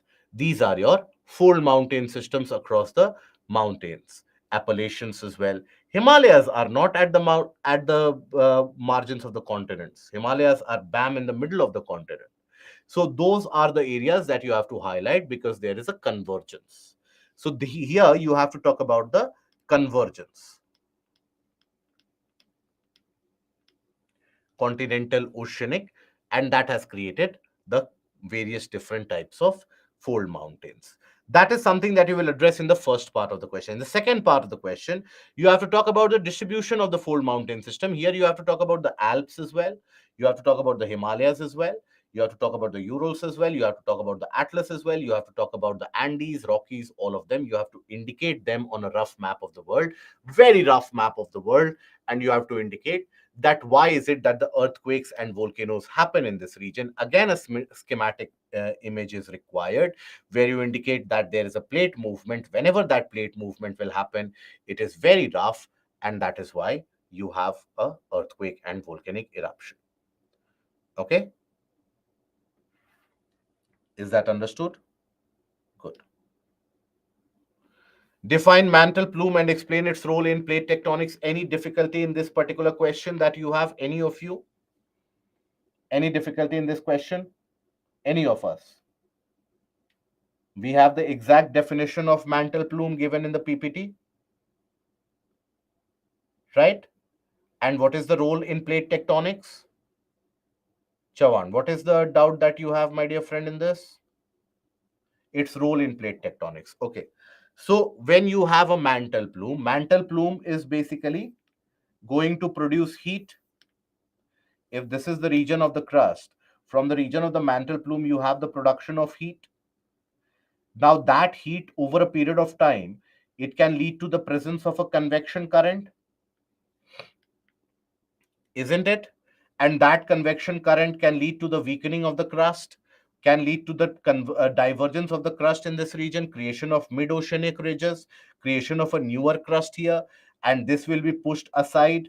So it can lead to convergences and transform plate movements in other parts.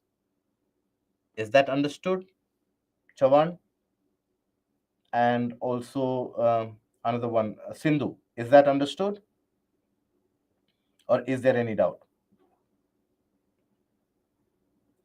If you have doubt, please don't hesitate. Ask it up. Okay. Parasitic cone is when you have a volcanic eruption and significant amount of a volcanic landform which is getting created. Now here, if let's suppose this is the vent of the magma chamber, now it will be solidified after some time. Now, once it is solidified and significantly hardened, for the molten matter to exit from here, it becomes almost impossible. So, that is when sometimes what happens from the weaker fracture zones, you have a volcanic eruption supplied from the same magma chamber. That is a parasitic cone. So, that is something that we have covered in the portion of the portion of composite volcanoes, the stratovolcanoes that we have talked about. Okay. Now, discuss the geophysical characteristics of circum-Pacific zone. Any issue in that? What to be written about the distribution? Are you talking about the distribution of volcanoes, distribution of fold mountains there? Are you talking about that, Sindhu? So distribution of fold mountains, you have to indicate where the fold mountains are present. You have to indicate where you have these earthquake and volcanic eruption. Again, flip back to the PPTs. We have indicated the region. So in distribution of volcanoes and earthquakes, you have the regions of circum-Pacific zone. You have the Mediterranean region. That is where the volcanoes occur. So that is what you will have to highlight in the case of fold mountains itself. Okay, because otherwise you have eruptions happening even in the region of volcanic hotspot and eruptions of volcanoes happening across mid oceanic ridges as well, but that is not associated with the fold mountain, so those did not or those need not be highlighted. Okay, right, this last process is not an adiabatic situation. Which last process are we talking about? Convection current is invisible radiation type or any molten material. It is basically the molten material. As the heat starts rising up, that starts melting materials above it, and that is how you have the movement of the particles, because the mantle is significantly compressed, and that is why it can get deformed easily rather than breaking. Bhagya, we have to discuss the mid-Atlantic ridge in this? No, absolutely not. About the humidity example. Okay, so we have doubt in the humidity example. Let me go back to that. Which portion are we having a kind, no adiabatic aspect are we talking about here? No. Chandrasekhar, I'm not understanding how heating of air will have a capacity of carrying water particle. So when you have the heating of the air parcel, understand this basic thing. Whenever you heat up any air parcel, if this is the air parcel, let's suppose, here you have the various different gaseous and dust particles which are present. Now, when you heat it up, All of them will gain energy. All of them will start moving away from each other. That is what happens when you heat it up. So this air parcel will have what? Lesser number of particles as compared to earlier, because many of them would have escaped the system. So as compared to 1, can we say that 2 has got a greater capacity to accommodate water vapor because there's a larger gap available where the water vapor can be fit? Is that understood? Or is there a doubt which still prevails? Good. Pooja, Himalayas is located at the margin of which continent, my dear friend? Which continent's margin is present at the region of Himalayas? Let me know. Condensation, Saubhagya, we will talk about it tomorrow once again. Don't worry. Yes, yeah. If you don't have any further question, you can leave the session. This was the last question. Roshan, what is your question, my dear friend? See, I'm consistently taking the questions. It is not as if I'm not taking the questions. What is the use of the cone shape of the mantle? It is not as if it solves a particular purpose, but as it starts melting, it will generally, the molten portion, because it is lighter, it will tend to accumulate on top. That is why it forms that conical shape. Okay. Till now, we have not covered those questions and answers of theory. Which question? We have covered about how to write answer. We have covered it in detail, that what needs to be written in introduction, what needs to be written in body, and what needs to be written in the conclusion. Roshan, kindly check the recordings when we were discussing about the portion of continental drift theory. We have discussed how to be written in an answer. Do you want me to discuss that what needs to be written in introduction, body, and conclusion of each of the answer? Is that what you are expecting? I hope not. Because if I'll tell you about all the PYQs, where is it that you will try to write it on your own? Because UPSC might not repeat these same questions. Where will you get the practice of that? Kindly write it on your own. Answer of the geophysical characteristic. Okay, let me tell you this. So in the case of the introduction here, let me tell you this particular portion. In the case of introduction here, you have to write about, I'll not be able to write the entire answer. I hope you understand the aspect. So in this case, you have to write about what is meant by the circum-Pacific zone of fire. So what is it? So circum-Pacific zone is the entire region around the Pacific Ocean, around the Pacific plate. As the Pacific plate is undergoing convergence, this is a zone which is geologically very active. That is what needs to be written in the introduction part. When we talk about after the introduction, what do you need to write in the body of it? First of all, you need to elaborate what happens. What happens here? After you talk about that, is you have seismic activities, you have volcanic eruptions. Then after that, you need to write why it happens. There you have to explain convergence.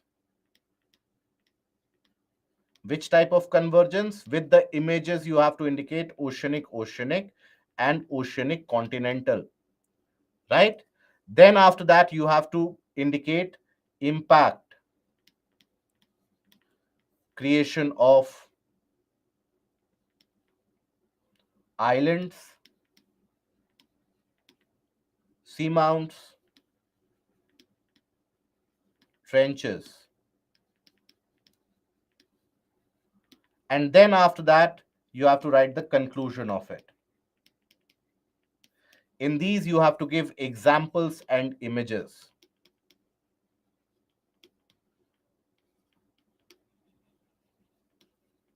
And then conclusion, you have to write that this is an area which is geologically very active, because the Pacific plate being one of the oldest and the heaviest one, that undergoes continuous subduction from all different sides. And that is the reason where how it impacts the entire region, both anthropogenically as well as ecologically. Is that understood? Roshan.